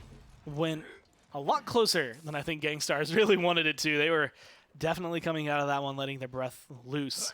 And once you get rid of Bagel, again, that makes it a little bit easier. It alleviates a lot of the pressure. Triple frontline with a Maldamba is pretty much an undying frontline as long as you're playing it properly. Amos has been really good with his turret placements, dome shield. That one might have come out a little bit early, but again, just giving them the pressure they wanted.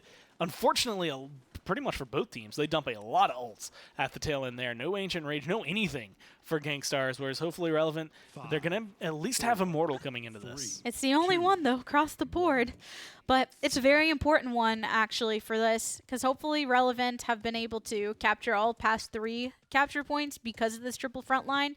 And when you have one of them with Immortal, where the whole reason for that is staying power, that's what you have to lean on in this case. Actually, Makoa ends up missing the hook onto Bagel Wow right now, which is very important because he's going to keep healing up these frontliners. So Neo going down, though, means a lot of the heals coming down for Gangstars is off the board. Jalen kind of forced away in this fight. El Zulu getting low, but there's no burst heal. There's nothing to keep him up and in their face. And with the way things are going, hopefully Relevant take this point fight.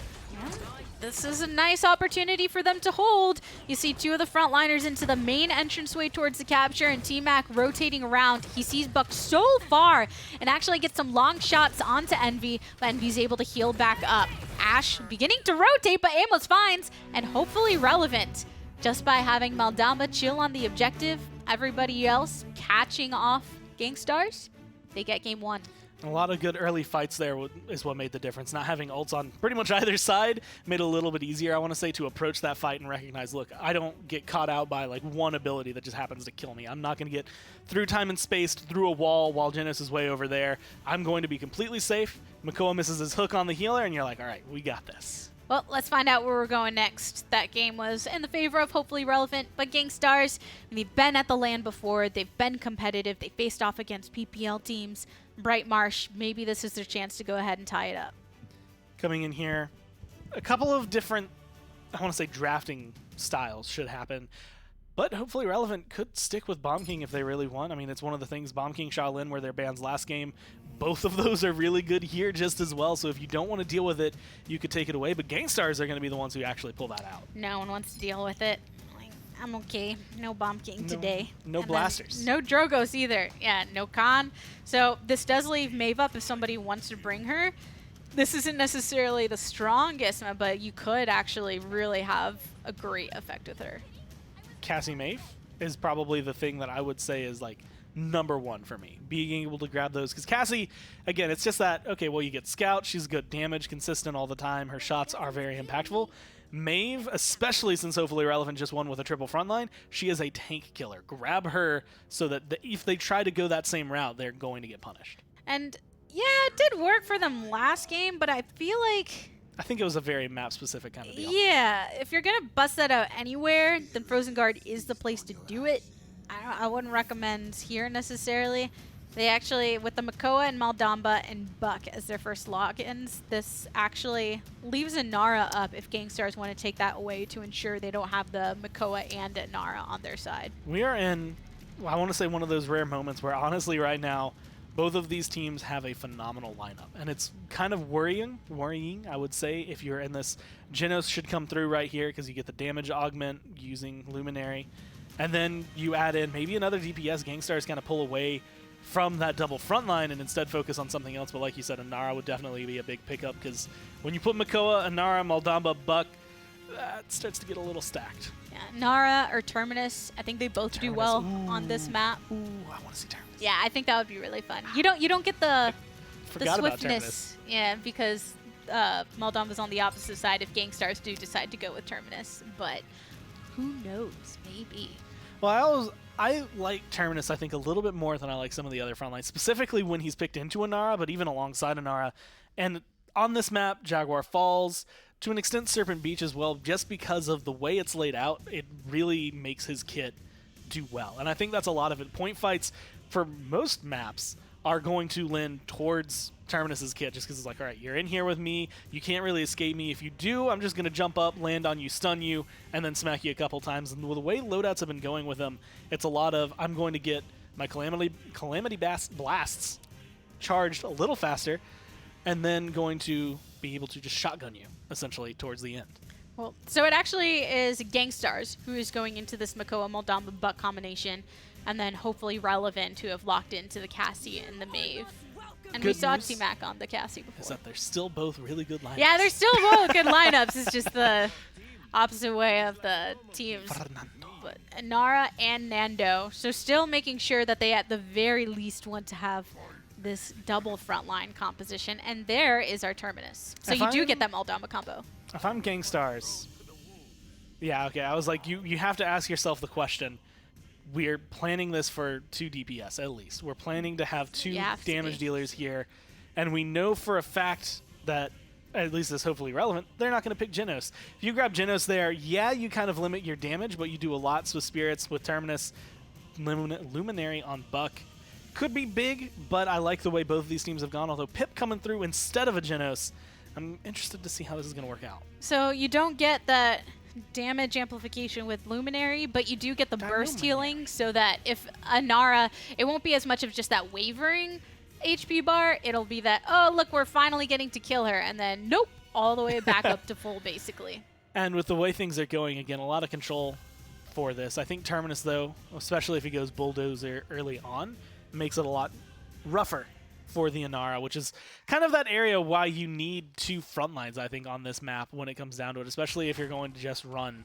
Or if you know they have Makoa, they're probably going to go for another front line. You have to kind of get yourself prepared for that. Fernando is definitely the kind of side tank that I think you want. He does a lot of damage, but he can be your front line. He fits both roles pretty much equally, and being able to kind of go with the Scorch, focus on his Fireball, go with Brand, it's going to be deadly. So since T-Mac is the one on the Maeve, Jab's going on to the Cassie right now. And Maeve is one of those champs that usually don't have a lot of Maeve players on one team. You have maybe 1, maybe 2 that can do it. And right now it's taking to this little bit of this high ground. First blood goes to Jab, but T-Mac had a huge role in that kill. Because T-Mac went for the reset pounce. There was just a leap at the right time, but then you could tell he was kind of lost because he's like, I didn't expect him to die right there. And now is kind of waiting his cooldowns to come back. Maeve is very good just because she can sit right here, 386 health, maybe not the cleanest, but you can just go for some long-range daggers, a little bit of poke here and there, and then your cooldowns come off and you get aggressive immediately. You can go in and again, you're a tank killer. And enough mobility where you can get out of the way really quickly if you get chunked down like that, and be actually swinging right from the back to help collapse upon this enemy frontliner. T-Mac with the double kill so far, make that a triple, and that's why hopefully relevant right now. Actually 90% still climbing on the point. This should be theirs. There you go. That was one of the few 1v1s, especially using the pounce to kind of close the gap. You don't want to fight Buck as Maeve. And honestly, as Buck, you don't want to fight Maeve. You're just in this area that you don't know who's going to come out on top. It's a lot of cooldown management, and so being able to catch someone with 1 asset offline, in that case it was the pounce being on cooldown versus something like if you catch Buck out and he doesn't have his heal available, those are the times you need to take that 1v1. Well, 2 minutes to go on the clock right now. Big Wow has this payload duty as T-Mac gets another kill onto El Zulu. And just look at the way that the rest of the team is able to aggress on Forge. You see T-Mac getting chunked really low, though, and he's able to clean it up, and that might add a little bit of a stop and break on the payload if hopefully Relevant actually have to. But no, they get a couple more kills. So. They just clean up, and then they're like, well, we're going to just keep pushing because, Gabby, you're wrong. Yeah, You don't believe in us, but we believe in Amos us, can and get that's kills, what matters most. yeah, it ended up being able to still have a heavy impact without the Maeve. There's actually a long throw on the seismic crash, and T-Mac is back, so gets the double kill again. Obviously a huge component in this composition, where this is looking mighty fine for the team. It's a scary moment where, obviously with Maeve, you're picking up a lot of kills. You see T-Mac here getting double kills, triple kills, and setting up a lot. If he's not getting it, then Cassie's cleaning it up.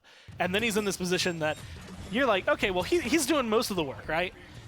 Once he's dead, theoretically, that should stop happening. That damage should disappear. But I feel like he went down at just the right moment, where it's just that I got 2 people at like half health, so everyone else, like, you can deal with it. Like, Cleanup I'm going to be duty. gone for a little bit.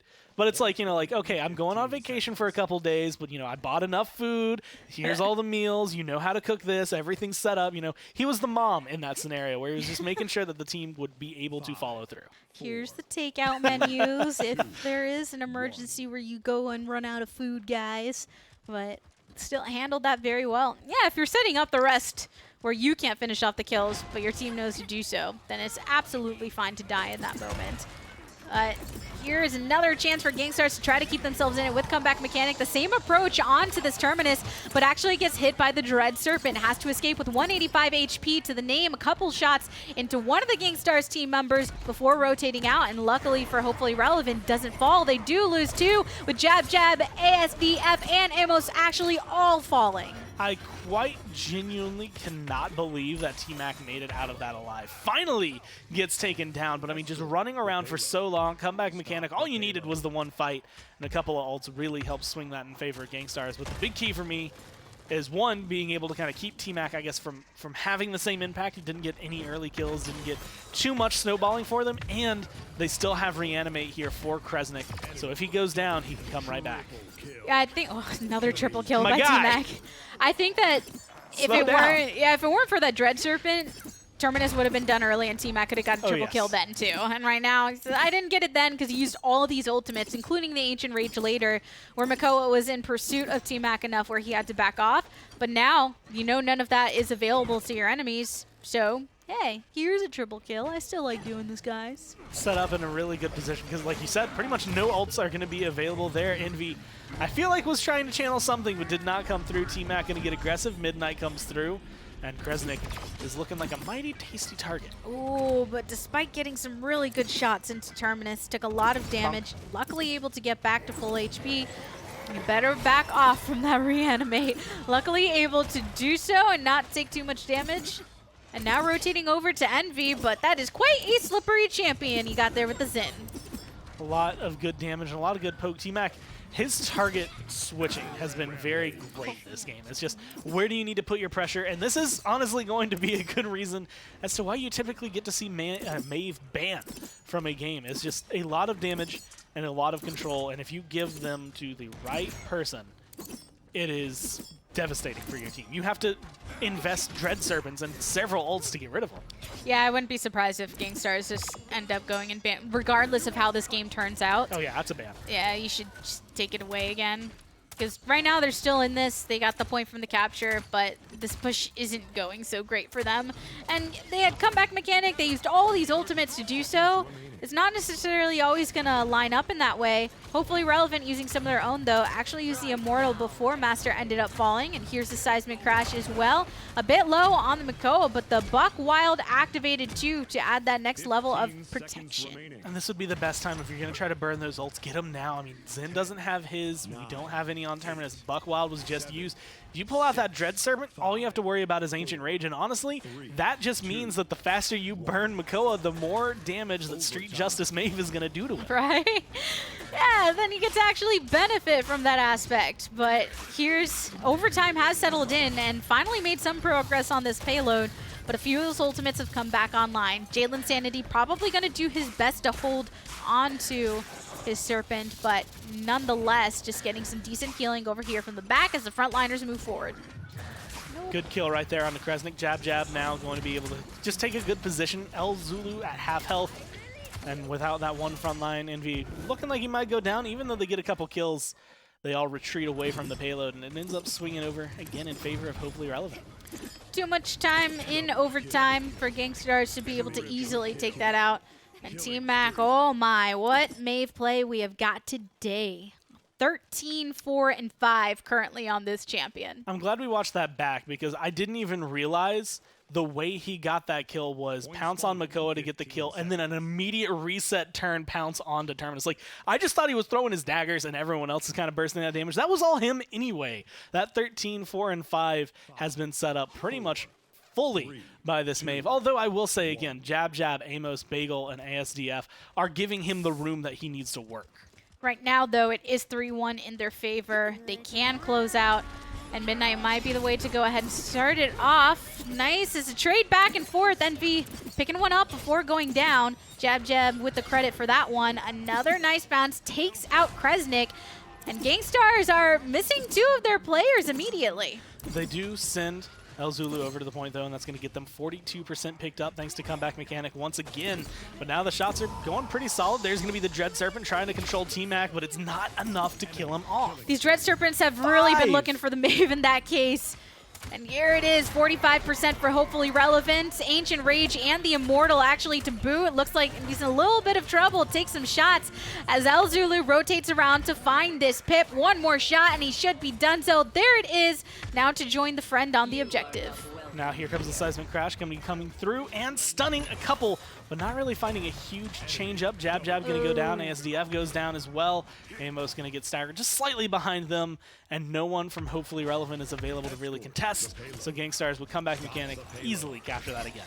They just got too much value from those probably 20 seconds, I think, or so within that fight with comeback mechanic available. And the fact that El Zulu got 42% on the objective early with that comeback mechanic, it meant that same situation as last time. You really just need to win one fight to be able to close it. And it's just in that area. I mean, it's the difference of about like 10 seconds, right? That it shaves off that you have to stand on the point. But when you spend, 3-4 seconds on there to begin the fight, you get a good chunk. Then you spend a couple more seconds on it a little bit later. It changes so much in that position. Now they're rolling forward with this payload. So much more effective on their push this time. Did end up using the random, but there's a lot of ultimates available to Gangstars to try and get this through. Though when you go into the 3-3 situation for that final capture, you want to have as many resources as possible, especially since we've seen the Dread Serpent and Ancient Rage be very key factors in them being able to capture. But T-Mac gets another double kill on this Maeve that's been so impressive. Being able to find it around, I want to say, the same time and honestly same place that he was able to get it during the last round, although again, maybe not the most comfortable time. This payload's moved a little bit further overall. You have 1 minute and 15 left on the clock if you're Gangstars to get back into this. Few ults. If you really want to commit, you can tie it up 3-3, but that's a very heavy commit. 103 on the clock right now. Neo on the buck and actually blocked off by a wall and a Warder's Field at this time. A nice shot overhead onto the Maeve, but it's not going to be enough to have a full impact as Amos rotates around, gets a kill onto El Zulu, and is keeping eyes as much as possible on this buck. Good shots, Neo, in a perfect spot to be able to find some good kills, but hasn't been able to pick up any. A lot of poke, but no final collapse, and that's actually going to be the collapse onto him. That might be enough to save it. 30 seconds left, no buck. That loses a lot of what you have as like a driving force to get your team back to the payload. And it was driving really nicely early on, but right now, even when they do all respawn up and then you take out Neo, that's so much of their pressure. And with the final 15 seconds about to be in this contest going, Hopefully Relevant could just go ahead and defend, or at least try and pull out as many ultimates as possible so that if it does end up in a 3-3 situation, you do come out with the advantage. 5 ults versus 4 ults as of right now. This is a good time of your Terminus to try and charge up the rest, although you're not going to get there fast. You're going to have to do a lot of fighting for this to go your way. T-Mac getting eliminated at the beginning of the round makes it a lot easier in this overtime to potentially try and convert. Yeah, that alleviates a lot of pressure. Right now facing off against the Nando, who's actually blockaded between a few players. So ASDF Master falls. They do lose a Xin, but I think that's okay in the meantime because this Cassie Jab Jab about to go down, and there he goes. Neo with a delayed double kill as overtime continues. T-Mac going to be able to get one right there. Does not have any cooldowns, has Midnight, but honestly, you want to hold on to that. You just want to be able to keep yourself going. The heal's coming through, waits a couple seconds, and now Pounce is going to be available once again, so you can get aggressive and you can find a couple kills. And he can't afford to have anybody off of this objective right now too quick, so Gangstars end up losing that point. Hopefully Relevant, they cannot win on the defense, so it's going to remain a 2-3 stat line.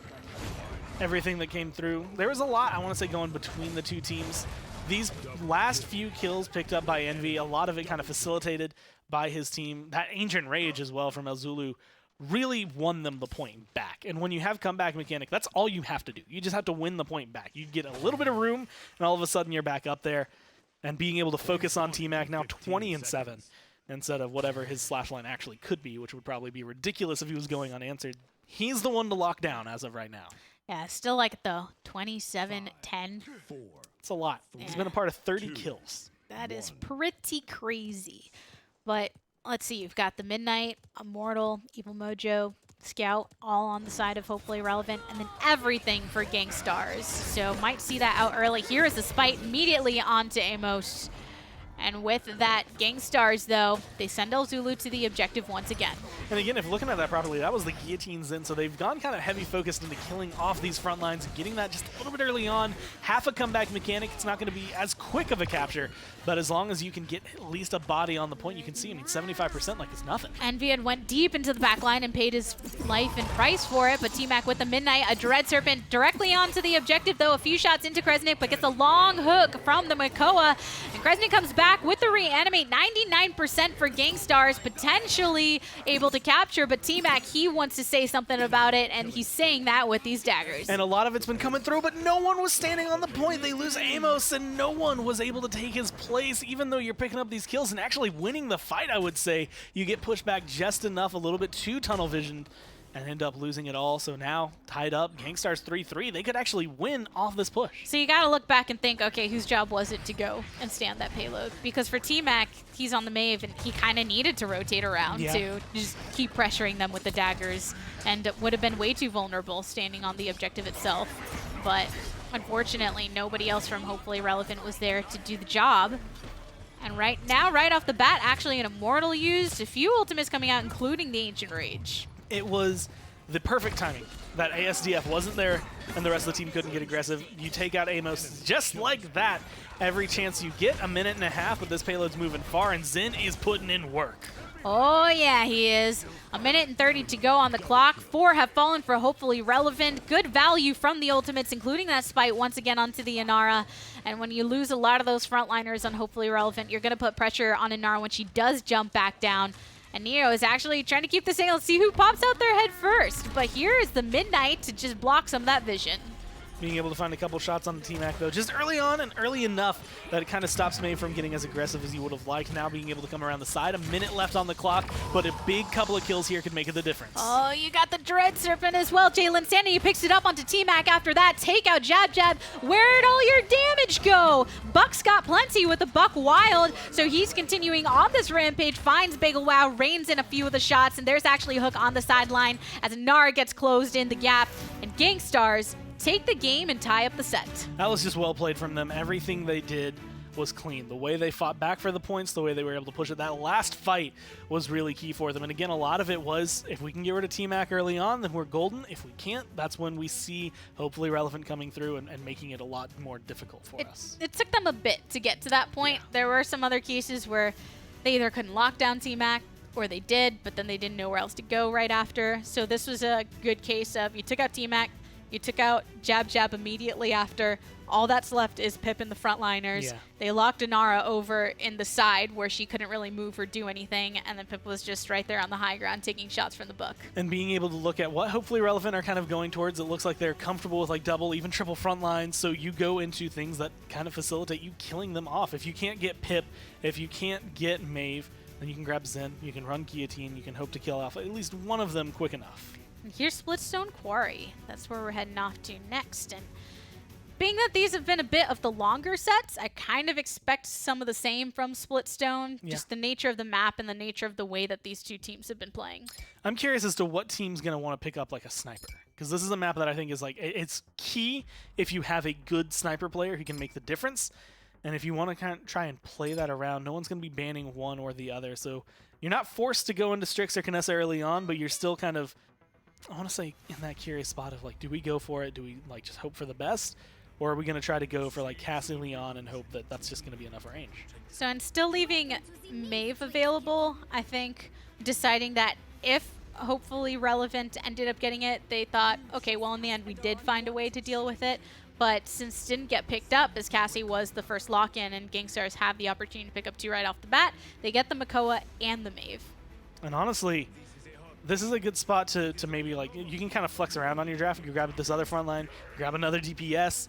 And so you go for two, I want to say again, kind of tank killers. Drogo's going to be able to one punch, Maeve just going to be able to kill him. Fernando facilitates that and keeps them alive. You take away the counter to the Dragon Punch, and you leave yourself open to say, look, we know what we're getting as a healer. We've grabbed what we feel is comfortable on this team. I really like Gangstar's lineup right now, but I think it is going to be dependent who's on the Drogos and how good are they at Drogos. I'm also very curious about that Saris coming through. I think she can do a lot, and a good convergence beats pretty much anything in my eyes, as long as you have team follow-up for it again. I'd compare her to kind of like Pip and Eevee. Your ults are okay, but they're so much better when you have someone else to follow up on it. You can have a little bit of damage. And they have the team to follow up on it. That makes Terminus's life very easy. Or it makes, say, a Fernando Fireball. You hit 4 people with that, and you are just rolling in damage. Well, and that's why the thing about this composition is I think that Gangstars could be super powerful here, but it's dependent upon Neo being able to land what he needs to, and then will the team follow up after some good convergences? Because if those don't hit, then that's a lot of your composition. You pick these aggressive frontliners to try and destabilize this Inara and Terminus on the opposite end, and that won't really work if you're just spreading everything too thin. But actually, a hook onto T-Mac early, but nothing coming out of it just yet. A lot of good damage right now from Neo. Is probably the big difference maker for me. These Fusillade rockets are something you have to kind of account for in every single fight. And when you're set up in a very comfortable spot, you get Envy being able to find at least 1 kill. Ends up going down immediately afterwards, though. So hopefully Relevant are able to rotate towards the objective. Jab Jab also making his own movement around and finds the target onto El Zulu. So this does give a huge opening for hopefully Relevant. Being able to find quite a few good shots, a couple of good heals, but a lot of positioning that is winning for hopefully Relevant. And he gets a kill right there, though, so they're getting aggressive. Amos is about to go down. All they need is that one last hit, and Envy's going to be able to find that. And that might be what they needed to clear them up and get back in, but that's 93% rising. You have to touch now. Yep, and just in the nick of time, you see the Nando actually end up touching Envy. He's still here. Gets a nice shot, but actually Terminus staying nice and alive and healthy and all the while. But they're forced to back off. So even though it was 99% for the side of blue, Gangstars, I think they did a great job of applying that pressure. I don't think I've seen a better example of why Street Justice Mave can be so good and so bad at the same time. So great when they're missing health. That pounce that actually hits Terminus did literally nothing. His health bar went half of a single bar, and he just scoffs at that. Like, there's no reason to worry about that. Yeah, he was just kind of there like, I didn't even flinch, man. But then right there, quite a bit more damage when actually hitting onto the Inara. Double kill for T-Mac Dread Serpent, so Gangstars lose way too many players. And all hopefully Relevant had to do was step onto the point, and that's what they did. A good amount of pickup, the way they came into that, and again, being able to control the point early on, just getting up to like 90% gives you an advantage in the fact that you don't have to worry about how much time they spend on the point. You're looking at, cool, they're at 30, we're at 90. They have to spend 20 seconds longer on this point than we have to if we want to be able to capture this. We just have to win one fight. You can spend that time regrouping, rethinking how are we going to approach this, and all the while just poking them down a little bit. Also, I really liked what they were just able to do right out of the gates. Off the back of the seismic crash, pretty much immediately got 2 kills, even followed up with another later. And because of all the twists and turns on this map, there's so many places that defense can try to hold. Not in an easy way, because they still have to be able to pop out to get shots, but the more you can pass them, the better. And there's actually a Midnight, but nothing too crazy just yet. Jalen Stanley picks one up. Amos as well. And then I was about to call him Niju. Neo actually gets a double kill right now. Do you go for the reanimate? It looks like the hold is going to be the call. You have a minute left, so it's not the end of the world, especially with where the payload is.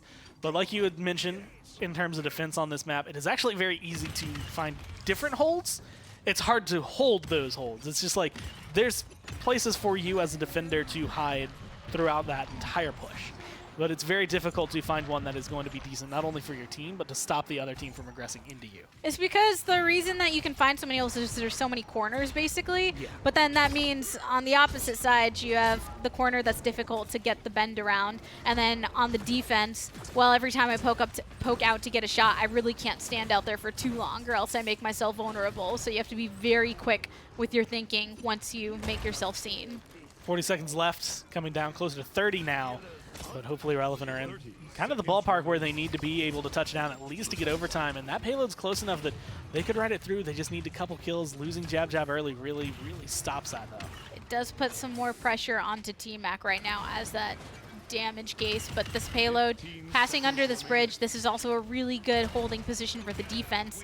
And Neo attempting to lock them in as well. A Mortal coming out of Nando so that he can keep himself on this objective as long as possible. And Neo's keeping this angle. Finding a lot of good hits. Envy going to be able to pick up the kills, though, which is the one making the big difference. It's going to be a lot of damage spread between the two of them. and that's going to be the full, essentially full wipe. You do have Jab Jab back from earlier, but I just don't see him making a huge difference as a lone Zen.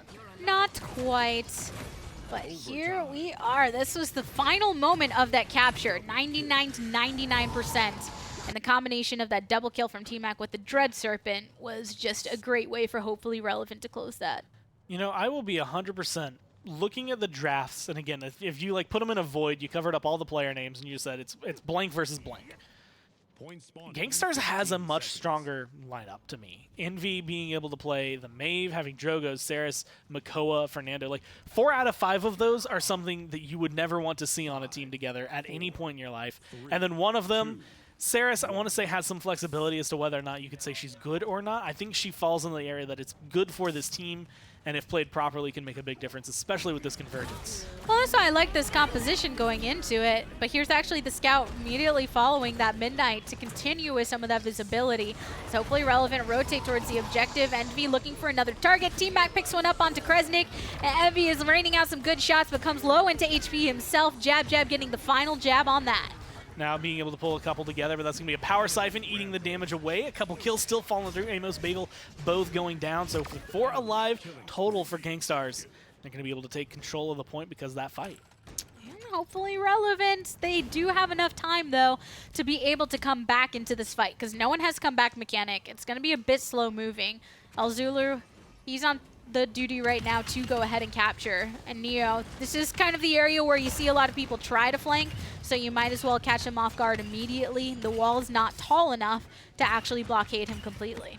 Looking for some good shots. Fusillade hits a lot harder than people tend to estimate, especially early on. That's good for trying to kill off someone like Amos. He's getting kind of locked down on the corner. ASDF is low as well, but they lose Envy, so Maeve is probably the primary one who could clean up those targets. Coming around the side, though, Neo is going to make sure that everyone remembers he's still present. It's just a back and forth trade right now. Double kill for the man on the Drogos, 90% for his team as well. But you hear the reanimate, and that makes a huge difference as hopefully Relevant to actually keep themselves in this fight.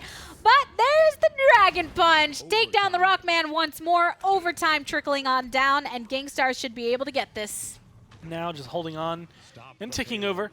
They're going to be in control, and with the way things have been going for them, I mean, 10 streak, 14 streak, they're staying alive, or at least the few of them that are staying alive, I would say, are having a huge impact. The healing has been on point. Convergence is actually already charged back up, so a good convergence, especially if you can get rid of that pesky Terminus, that pesky power siphon, makes it a lot easier to get some kills. Envy actually gets a kill right now into Jab Jab. And then Terminus turns around and then finds Envy as well.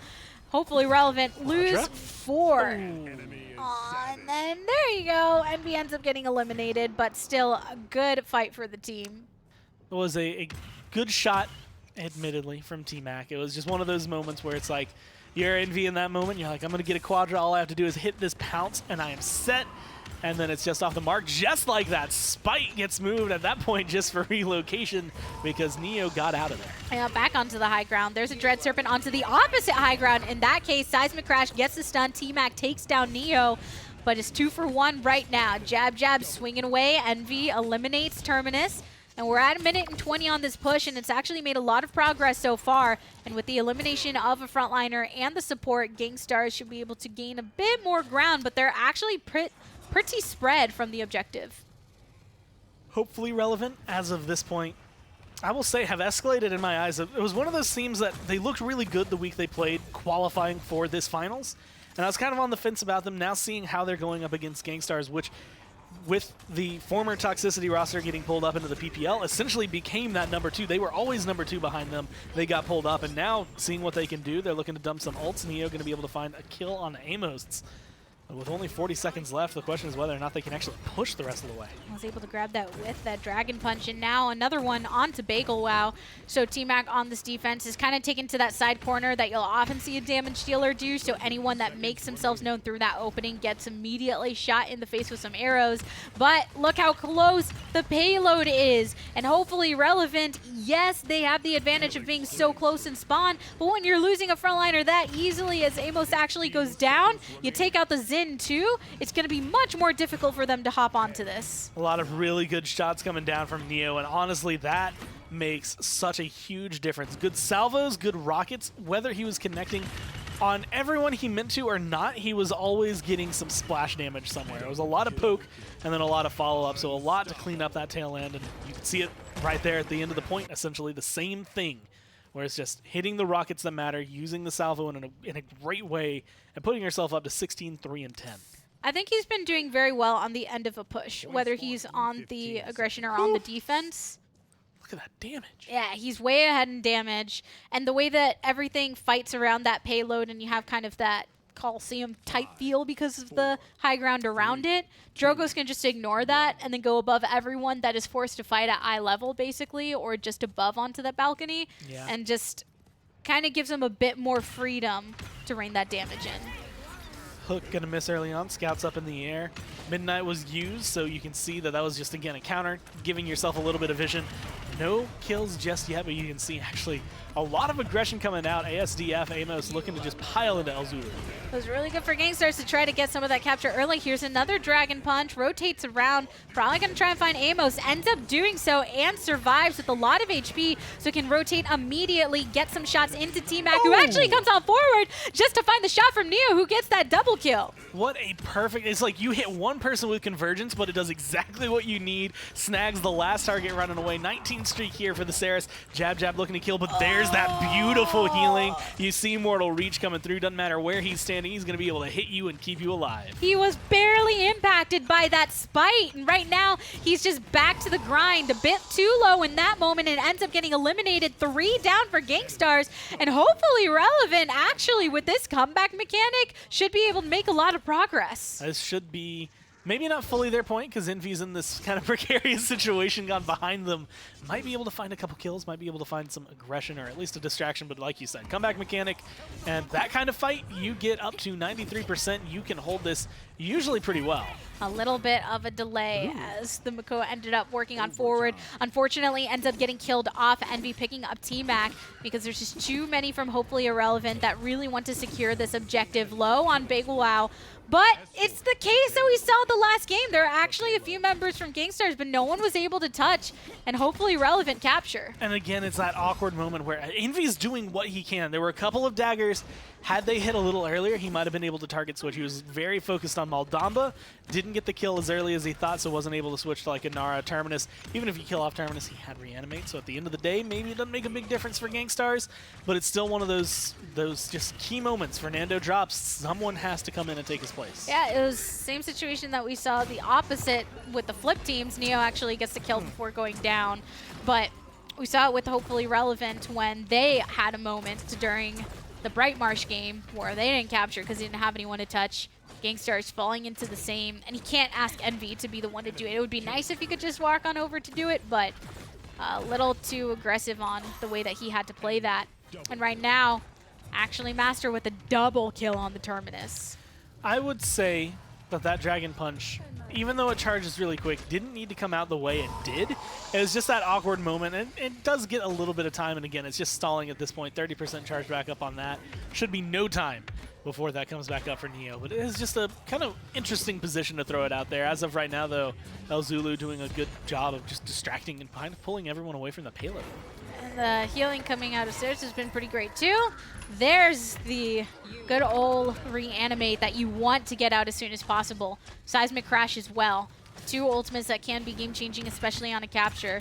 So right now, Gangstars, if they can just kind of keep holding this, try and bait out even more ultimates as much as possible, then they're putting themselves in a great spot. T-Mac being able to find just one small kill, I would say, on Drogo's, but being able to kind of, first off, take his slash line down from how impressive it was before, but also create a lot of space where the salvos aren't going to be causing you a lot of trouble. Ults are all available for Gangstars, and so this is the moment where if you're Hopefully Relevant, not only are you looking for the push, you're looking to try and burn some of those. And Nando just got a lot of shots right into the face and had to pop up the shield.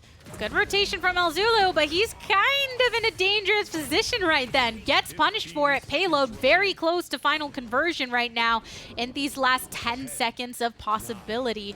But 3 have fallen for Gangstars, hopefully relevant. Some of them are still going to be having to come back into this fight from the spawn, but they've got a lot of pressure onto this actual objective as T-Mac gets the double kill and now can focus once again onto El Zulu. And just being able to fire these shots, T-Mac has gone into the wrecker. So these shields really don't mean much to him, and he's just going to be able to continue hitting anyone who stands in his way. Good shots right now. Envy going to be able to find that kill, and that might make the big difference. Oh boy, overtime still continuing. Another one goes down on the side of Gangstars, hopefully relevant, sending both their frontliners around. Jalen Sanity trying to get a better angle on his player so he can heal them, but not enough healing to keep El Zulu alive. And then Neo, he's getting locked down right now with the Warder's Field, so hopefully relevant push it through to bring this to another point fight for the game.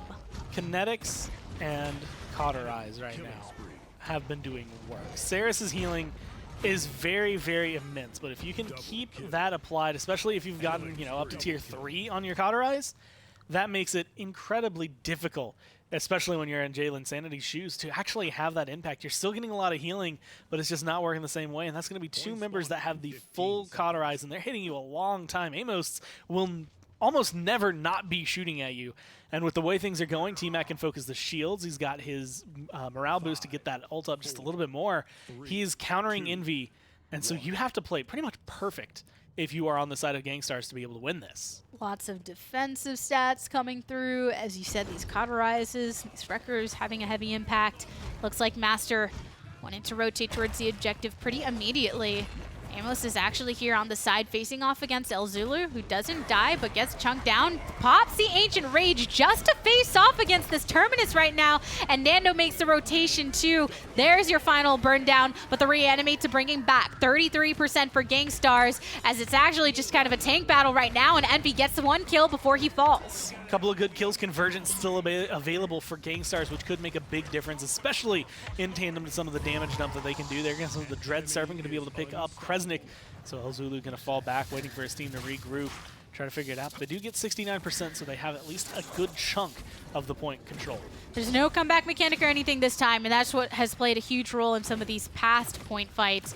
But Jab Jab makes his rotation to actually give a little bit of protection to T-Mac as well as Bagel Wow, just trying to heal from afar. Another nice shot onto Envy. So Envy and Neo both taken down. Those are huge sources of damage, and the frontliners can't even actually get down onto the point. So this is 96%, 99 for hopefully relevant, and overtime begins. But Gangstars, they are having a difficult time finding any sort of opening into this with any success. Pretty much everything you would need, being able to get the overtime timer just every now and then, but the shots are so solid coming down. T-Mac, the rest of the team, all pretty much just focusing this target, this target, this target. Every single time someone gets down, they were burned. I mean, even the front lines went from 100 to 0 real fast. It was a lot of the case of when you took out the Maeve and you took out the Drogos, then there was no one left to open up the space. So the frontliners that are supposed to be on the objective thought, well, I can't go there safely. Their entire team is there, and I have no one to actually deal damage right now, so I guess we'll wait till we're a team again, but then that waiting is just too long. You kill off one, and once you get rid of, like, Maeve is probably your primary target. Drogos was doing a lot of work there, but once you can clear him out, like you said, then they lose the ability to clear out anything. And just being able to focus that again, their target switching was very, very solid towards the end of that. And our next one's going to be Stone Keep. The way these have been going, 4-3, 4-3, 4-3, I wouldn't be surprised if it goes all 5 games and they're all 4-3s. This, and I would say, it looks like that kind of pattern. This is also a map I wouldn't be surprised every time it comes through, especially if it's a 5-game set. Gangstar's 4-0 here. Like, that's what happens, right? It's like 4-3, 4-3, 4-3. It's Mouse and Virtus Pro. And then they get to split, or to Stone Keep, map number 4. And for some reason, Virtus Pro, who are down 2-1, 4-0. And it's just like, what are you doing? What? Like, how do you pull that out? And then the next game goes 4-3 again. And it really is a coin flip as to whoever wins. Gangstar's looking to try and take this one. And, I mean, it is their map choice, so they have that potential. They've got the Cassie. They're actually picking up the Maldamba this time. So that and Makoa. So they get the Makoa again. A little switch up, so no Saris. They're going to bring Maldamba. They have the Cassie, which does give over the Maeve, though, to hopefully relevant. So that is triple DPS on the side of Hope with Drogos, Buck, Maeve, you got the Terminus, and then we'll see what they bring for support. Every time you think, okay, well, all the top picks have been grabbed, so we can't expect anyone more, then Makoa comes in, at number 5, then Maeve comes in at number 6. You're just like, all right, well, they're going to keep on going. They grab the Genos this time, 3 DPS. This is Cool. a standard I was hoping that's what kind they of would do. composition you would see from a lot of teams. Terminus is going to be really strong here. And honestly, I don't know if Ashe is going to be able to kind of hold up. I don't know if they have enough on the side of Gangstars to stop some of the damage hopefully Relevant have. They're trying to prove me wrong, man. I was talking in the beginning where, oh yeah, Maeve, she's usually at the very bottom or the very top. And they're like, ha, we'll prove Right you in the wrong. middle. We're going to bring her out in the middle this time. Sheesh. Eat this. Look where we pick Maeve. Coming through, she's still going to be really good here. And she has 2 front lines to prey on, so she is going to be happy, I want to say, for the most part. Going to be able to I'd kill say a so. lot. A little bit of disengage, I would say, from Envy as well as Neo being able to kind of get away. But T-Mac, I mean, the way his Maeve looked earlier, I'm expecting a lot. And this is an interesting composition, and with T-Mac back onto the Maeve, as you said, and getting supplemented by the Genos, and the fact that Jab Jab and Master, or Jab Jab and Bagel Wow rather, are on these picks. I was so confused because Bagel Wow, he's actually been on the support this entire time, so he's going to be on a damage dealer this time. And here's your fight that you traditionally expect to happen in the stairwell. Who's going to get this high ground first? Nice shield going to be able to come through. A lot of good poke, and that is part of the reason Slugshot is very good, especially in closed off areas like that. You're guaranteed to hit somebody. It's going to be a lot, and that Hey. increased range lets you snipe.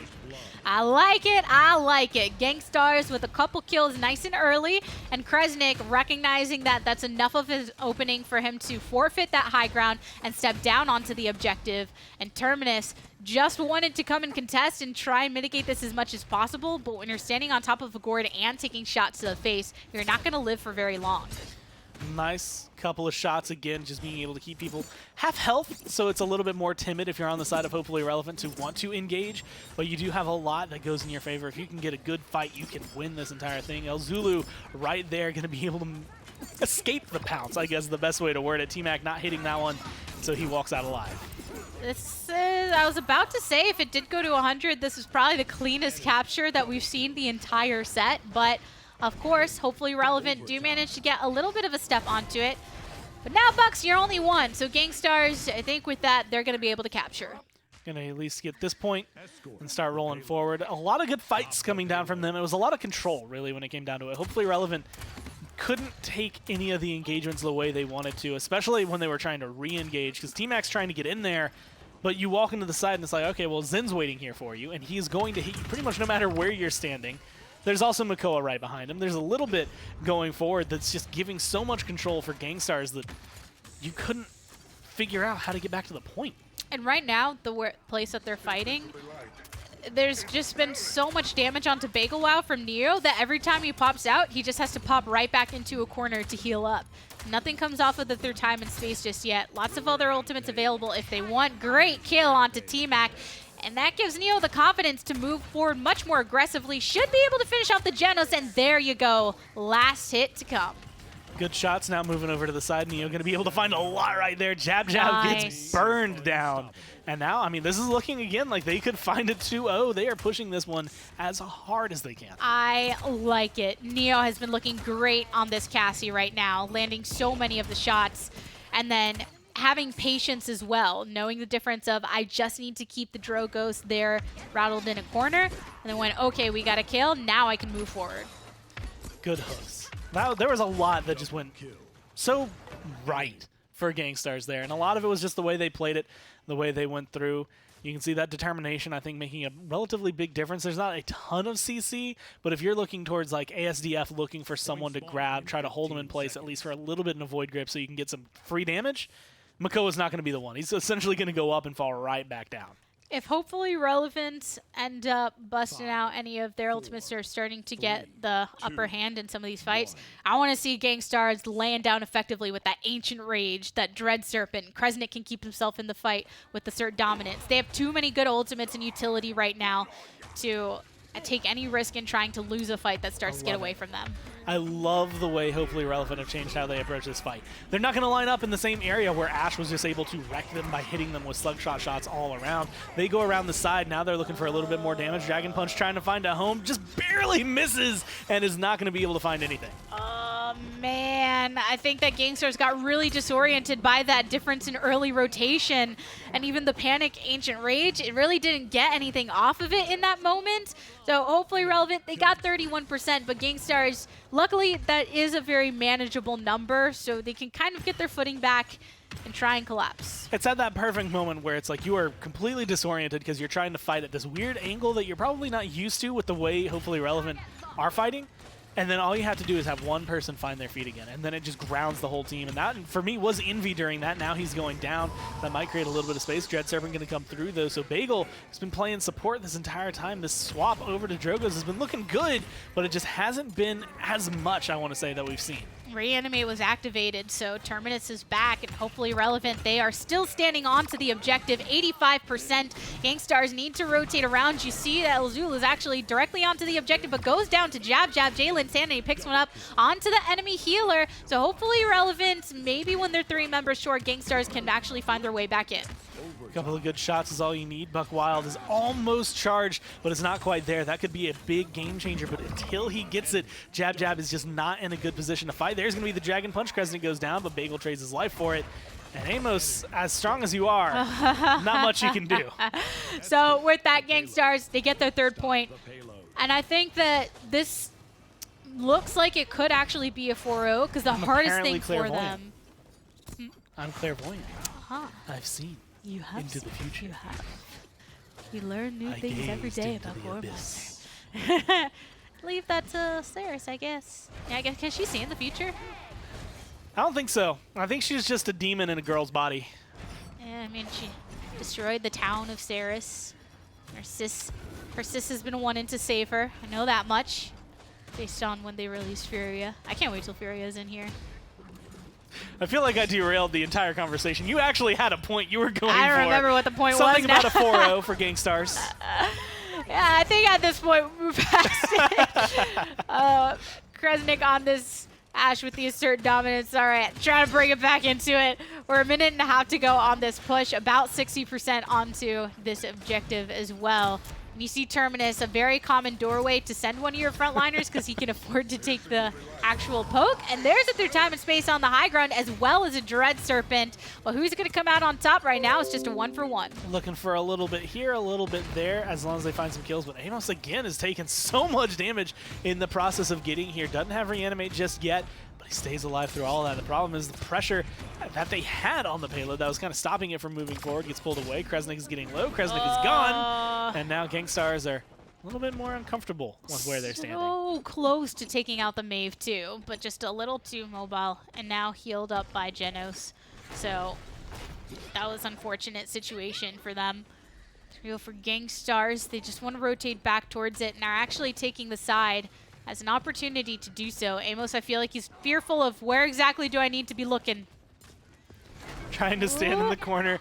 Does successfully play hide and seek for a little bit, but does get found out. 200 health and dropping. There he goes. Still no ult to his name. Looking for the 4-0. Gangstars, 20 seconds left. They could try to push this in. And 2 down on both sides, so Gangstars is going to take a bit for their rotation to come back into it. But Jab, he's actually on the low ground right now. Makes him very vulnerable when facing off against these members of Gangstars. But luckily has some healing. Standing on top of this gourd, though, and taking the damage as Kresnik gets the double kill. Looking for 2. Looking to try and find 3 more if they can. There's the assert dominance to hold the point, but now you do have Reanimate. That's going to come popping through. You're still damage immune right now as Kresnik, so you're happy for it. Oh, and luckily able to get nice shots into the Terminus as soon as he reanimates. Hopefully Relevant falling apart at the seams, and Buck once again in the middle of it all. El Zulu picking up a double kill, and Kresnik has been doing a great job of staying on this objective. Ends up giving his life in the last moment to T-Mac, but T-Mac taken down by Neo. Gangstars looking pretty good in this fight right now, but it's just a constant rotation from spawn by Hopefully Relevant. Unfortunately, that kind of keeps you're not picking up kills as Hopefully Relevant, right? So if you were, then that would make this go in your favor. You're not, which means Gangstars just kill you on cooldown. And unfortunately, that means you're not only feeding them credit, so if you did get the defense, that would have been big for them, but they find the point anyway. And Jab Jab on the Buck, just during that entire fight, every time he came back into it because he wanted to keep it going, he just stomped right on down to try and make sure that it didn't end. But Buck, despite the sustain, when there's 4 people around you, is still very vulnerable to that damage. So he was just kind of up, down here and die, and down here and die. Only so much you can do when you're left alone. And I guess this, this makes sense for me. In North America, especially with the way things were going, I think we referred to it kind of like a power vacuum, where first place, the team that was always winning, is no longer there. Gangstars was the one that was able to upset them, literally the one phase they needed to in the team that was old Toxicity. And so now you're coming down to it. You're looking for a land spot. It comes down to game number 5, and it comes down to a map that I don't know if I've been to in forever. Yeah, it has actually been a while. You called it with Stone Keep ending up being a 4-0. Stone Keep's 4-0s. I don't know why. Number 4 Stone Keep. Every single time I think it has been a 4-0. I don't know what it is about that map and its 4th spot. Yeah, because it's But not like, it's always. just got a history of it. It's not even like when it's the earlier maps. I feel like it goes a bit back and forth. It's like 4-1, 4-2. It's when whoever chose it because they just lost the last game. I feel like that's when they're all right. I don't get it. Let's put everything forward on Stone Keep. But we also had a feeling this was going to go to 5 games, so it doesn't surprise me that when Gangstars were given their map pick and then had the powerful selects that they actually did, they're able to push it to this point. I was really worried because we got this far, and I was like, no one's picking snipers. No one's picking snipers. No one's picking a sniper. Finally, Strix comes through. Maeve with it, and I think that's actually really big for this. And no sniper pickup on the side. No Kinessa, no anything on the side of Hope. So in this kind of area, I mean, maybe Shaolin can box it, maybe Barrett can box it, the shields, and a lot of the new walls, a little bit of changes, I feel like. If you haven't seen this map in a while, it's gone through some visual things that have kind of updated it, made it a little bit harder, I think, for snipers to reign supreme. And because of the open nature of this capture point, you can be very vulnerable to the snipers on the high ground. Man, it has been a hot minute since we've been here. Holy crapola. Just looking at this video right now, going through it, I'm like, oh, yeah. I don't even think I've been days. thrown into Timber Mill in a lot of my my Siege games either. It's used to be one that I would see all the time, so I was okay not casting. Like, there's a period I hated seeing Ice Mines because I played so much Ice Mines when I was in-game. So whenever a team chose it, it would just upset me. Oh, man. I am excited to actually see this, So though. it When begins. you just need that break. You need a break Yeah. from that, and then when you see it again, you're like, yeah. Then And you this gotta- will get you your Timber Mill fix for a while. And then I'll be like, okay. hold off. Yeah. All right, that's all I needed. So, very typical positioning from a sniper. And not just a sniper, really any bowman or anyone that's looking for not to be directly into the fight but still have some cover.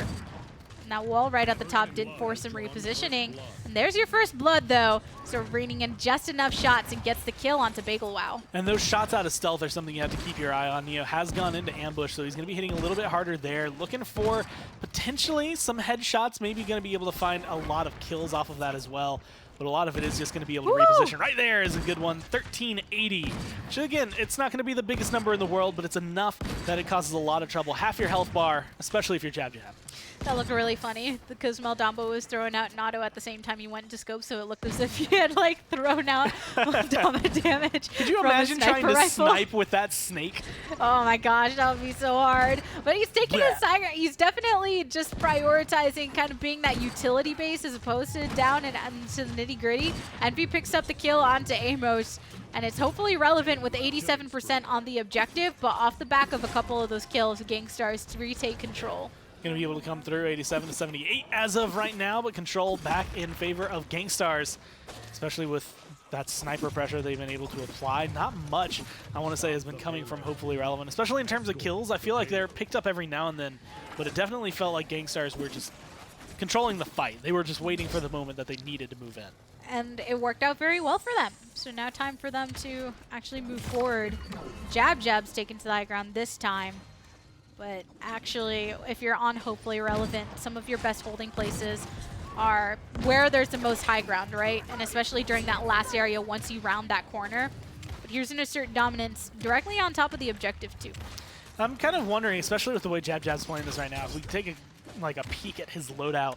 Because it looks like he's going to be running a little bit of leg day, and there it is. It's just going to be 5% here as opposed to what you normally see, like kind of 10% for Serpent Beach. But a lot of that is allowing him to jump from like rooftop to rooftop. He can get aggressive. That makes it a lot harder if you're Neo to actually stay safe from this flank, because all of a sudden you're trying to stand there, you're like, cool, he's, you know, at nice sniping range, and then he's in your face and a shotgun somehow in your mouth. I do I do like that it's just a little bit of leg day for that, since he's looking more for the horizontal mobility to get from place to place as opposed to the vertical on somewhere like Serpent Beach. So when you have your other access points to get to the high grounds, then you might as well use those points somewhere else. There's a third time in space. Jab Jab ends up going down to Envy though. Even between last game and this game, he's been playing very aggressive on this pick. Looking to come around, and Maeve can be incredibly solid. This is a map that is good for flanks just because they have, again, a lot of little places to escape, a lot of corners that they can go around that might keep them safe. Sometimes it works out, sometimes it doesn't. In this case right now, Envy's playing it in a great way. That's keeping him aggressive and keeping this payload rolling. And rolling it is. About 45 seconds to go, but this is one of the hardest parts to make it past. You have that little uphill area, and here's actually the Ancient Rage on the side of Gangstars. See if you can get any value from it. Neo's on the opposite side. You hear the seismic crash. Amos ends up going down. Kresnik getting the final kill onto that Neo. A nice hit. And Jab Jab, he's coming for the sniper and actually finds him immediately getting the kill and rotating towards the turtle. Ends up teleporting. Not sure if he expected himself to end up going through that teleporter the way he kind of looked lost immediately. And now that's actually going to be a push. They go through. The fight was happening too far on the side. You can see Kresnik getting a little bit of space on the end. And a relatively, like, that's a rarity on Timber Mill to find a 2-0. It's so crazy because when you looked in those final moments in the slow-mo, there were a lot of people from Hopefully Irrelevant that weren't that far off of it. It just got scooted enough away where they couldn't actually get the touch, I guess. And I really want to see throughout all this, I've seen a lot of damage coming down from Neo. You can see he's at number 2. Kresnik Undying, which gave him a ton of damage throughout that entire round. But I really want to see the difference of the 1380. When you're coming out of stealth, you hit that body shot, normally 1200, so you gain 180. I want to know what your headshots are. You know, it's not going to be Eagle Eye Canessa. You're not hitting 2400, but you're still in that area where 2000, if you can hit the right target, could potentially be a kill, or at least the follow-up for a kill. A lot of the members on the side of Hopefully Relevant not going to feel comfortable after that. Here we go into round number 2. Hopefully Relevant comeback mechanic available to them. Maybe they'll be able to rotate around effectively. Right now it's just a boxing match, and actually Dome Shield popped out right now in the 1v1, which is just a really interesting scenario to see from Hopefully Relevant. Kresnik, I think, went for a test there, and I don't think it passed the way he wanted it to. Flamethrower did go through that shield that he was trying to block it with, and so he ends up taking a little bit of damage, which changes the dynamic of that fight. Hopefully Relevant, comeback mechanic. All they have to do is play this the way they did last time, and they're going to be in perfect control of the point. 81%. There's a Dread Serpent right on the top. El Zulu and Neo picking up the kills. There's a double kill from Neo. They just got to get him off of the objective right now. Gangstars finally making the rotation back around. Actually hopping onto the low to get it onto T-Mac. And now this is a great way to finish off the Inara as well. Just being able to jump down and says, you know what? Missed a couple shots. I'm going for the jump shot, trying to get something for the montage rolling. Misses that one, so he says, all right, we'll go for a different kind of montage. I'm going to whip out my pistol and find the kill anyway. And then once he's down here, says, okay, I'll just find another angle down on the low. I don't have to spend so much time getting all the way back up there. Amos attempted to rocket boost back in. And Inara's back. That is a really big threat you have to deal with, especially when T-Mac is hitting these shots. Maybe somebody can go ahead and just get him off, but Ash is actually just way too scared to be able to hop back onto it, especially because a few percentages away from that actual ultimate coming back up. I'm pretty sure T-Mac, he pops his heat haze at the end, trying to kind of like gas pedal himself back onto that, help Jab Jab out in some way. Ancient Rage comes through. That's going to be a kill onto the Buck. Maybe one more there for the Barrack as well, as they come back from not necessarily the clutches of defeat, but that was 97%, and they held it there. It was something that could have gotten out of hand, where Neo did get a couple clutch kills and then hopped down to get even more. And that's what set them up to be able to turn that around, but it could have been easily grabbed back by Hopefully Relevant in those final moments. Unfortunately for them, weren't able to do so. And now they're 1 point away from losing a chance to be at the LAN. Envy right there showcasing a lot of one of the mechanics I think my favorite is about Maeve. When you jump next to a wall in Paladins, you jump a little higher. When you double jump as Maeve, you get that boost twice, and being able to use that for mobility comes around, gets a lot of damage. Jab Jab doesn't look like he should live long. That jump might save his life if he can get away. Oh. Oof. Ow. That was a lot of damage. Yeah, that hurt. Envy said, not today, my man. And actually, in pursuit of this Genos, Bagel Wow just takes too much damage too. A nice shot into Envy, though, actually forces him to relocate his attention, basically. Good damage. Envy looking to hold on the side, looking to get aggressive and come around. And this payload, I mean, it's close. There's a minute and 20. Oh, man. But if you wipe on this map, you will spend a lot of that time getting back. Oh, these last couple daggers, if he just would have hit some, would have been his kill. But T-Mac luckily able to juke him just a tad. And now going for more as 3 eliminated on Gangstars. A double kill for the Shaolin, which is going to really slow this roll. And that was like perfect when it came down. T-Mac was in that awkward position where you never know where the hitbox of the payload is going to be. And he was able to pop those shots just over it, and Ash is just tall enough that she got hit by every single one of those. And I think Kresnik was actually in a position where he didn't think he was going to get hit by pretty much any of them. This is what makes this hold very difficult if you're on the offensive, because look how they all had to rotate in. Very vulnerable. But luckily for them, made it in no problem. Neo got the kill onto Bagel. Here's the Dome Shield, actually. Gangsters, they end up losing their sniper, but they take out the enemy support. Jab Jab getting a kill, but still Amos holding it down. All they need is one good frontline push to come through. But 15 seconds left, and the way that the members have been dying, I feel like you don't have a lot. Makoa, the only one still moving, I think, right now. Does find a kill on El Zulu, but that's a tall order, even for Makoa. Without your support, without one of the frontliners, and now the other one actually just got down as well. You're not going to have both of them at the same time, so hopefully Relevant able to get this defense. There is so much for Gangstars here to come in and win this point. I mean, you win right now. You grab this point, you go to land. Hopefully Relevant, you need to stop that if you want to go to land. Like, it's in that area where you're not quite close enough. Even if you get this and you can convert it, it's not going to be enough for you. So really having to go through. And right now, Neo has been a big impact. You can see Relentless 5 was in his loadout there, which, again, it's not changing too much in terms of his play style, but that is something that's a big investment into just bringing your scope up faster. He's looking to get more shots off quicker. I feel like it's warm enough on Timbermill where the snow on the sniper would be melted. It's cosmetic snow. It's actually just like foam that he put on the gun. Yeah. You deceive us, Strix. You dog, you. As he actually gets some early shots from the same positioning where he's just been kind of pairing up with the Moldamba. But Shaolin on the opposite end has been really taking the same exact role but in a different way. Here is the Midnight. Anything going to be grabbed off of it by Gangstars? They're already 57% on the objective right now. Even popped the Ancient Rage to boot. A Dread Serpent thrown down. Getting the swing on to Jab Jab. Eliminated. Oh no, hopefully Relevant. Where'd your team go? Bagel Wow, one more shot from death. And Gangstars with this should be able to just close this out and earn their spot once again to land. 99, 100, no one around. Just a little bit of Moldamba showcasing his magic. Snake there, Snake gone. Oh man, so a very tough battle for Gangstars, but they do earn that spot and they will be joining us in our next land. So congratulations to them for being the North American representatives in the PGS. And as you can see, what a battle it was. It was 3-2 in the favor of Gangstars. And it wasn't just that, it was 4-3, 4-3, 4-3, 4-0 for Gangstars, and then the last one wasn't quite the complete distance, but still a long haul. Just being able to go through, and you can see hopefully Relevant. I mean, they didn't have an easy time even against Toxicity in their semifinal. It was another 3-2 for them. So playing essentially 2 5-game sets in a row, once you hit the tail end, especially with the momentum Gangstars got off that Stone Keep game, it's really hard to keep yourself going, especially when you're on Timber Mill, which a lot of teams don't play anymore. So as the week continues, we will continue to find out who some more of our LAN representatives are going to be in the PGS. But we also have our PPL play later on today at 3 p.m. Eastern.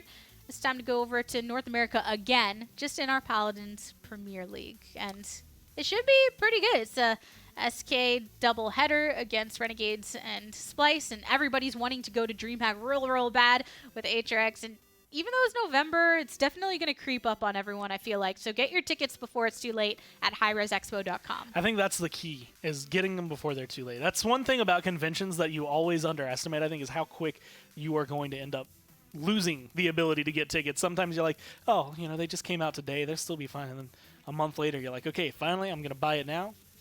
They're gone. Well, thanks for joining us, happened a everybody. lot. I hope you get some tickets and you don't miss out on the opportunity. So we're going to go eat some lunch and stuff before we hit up the PPL, so we'll see you then.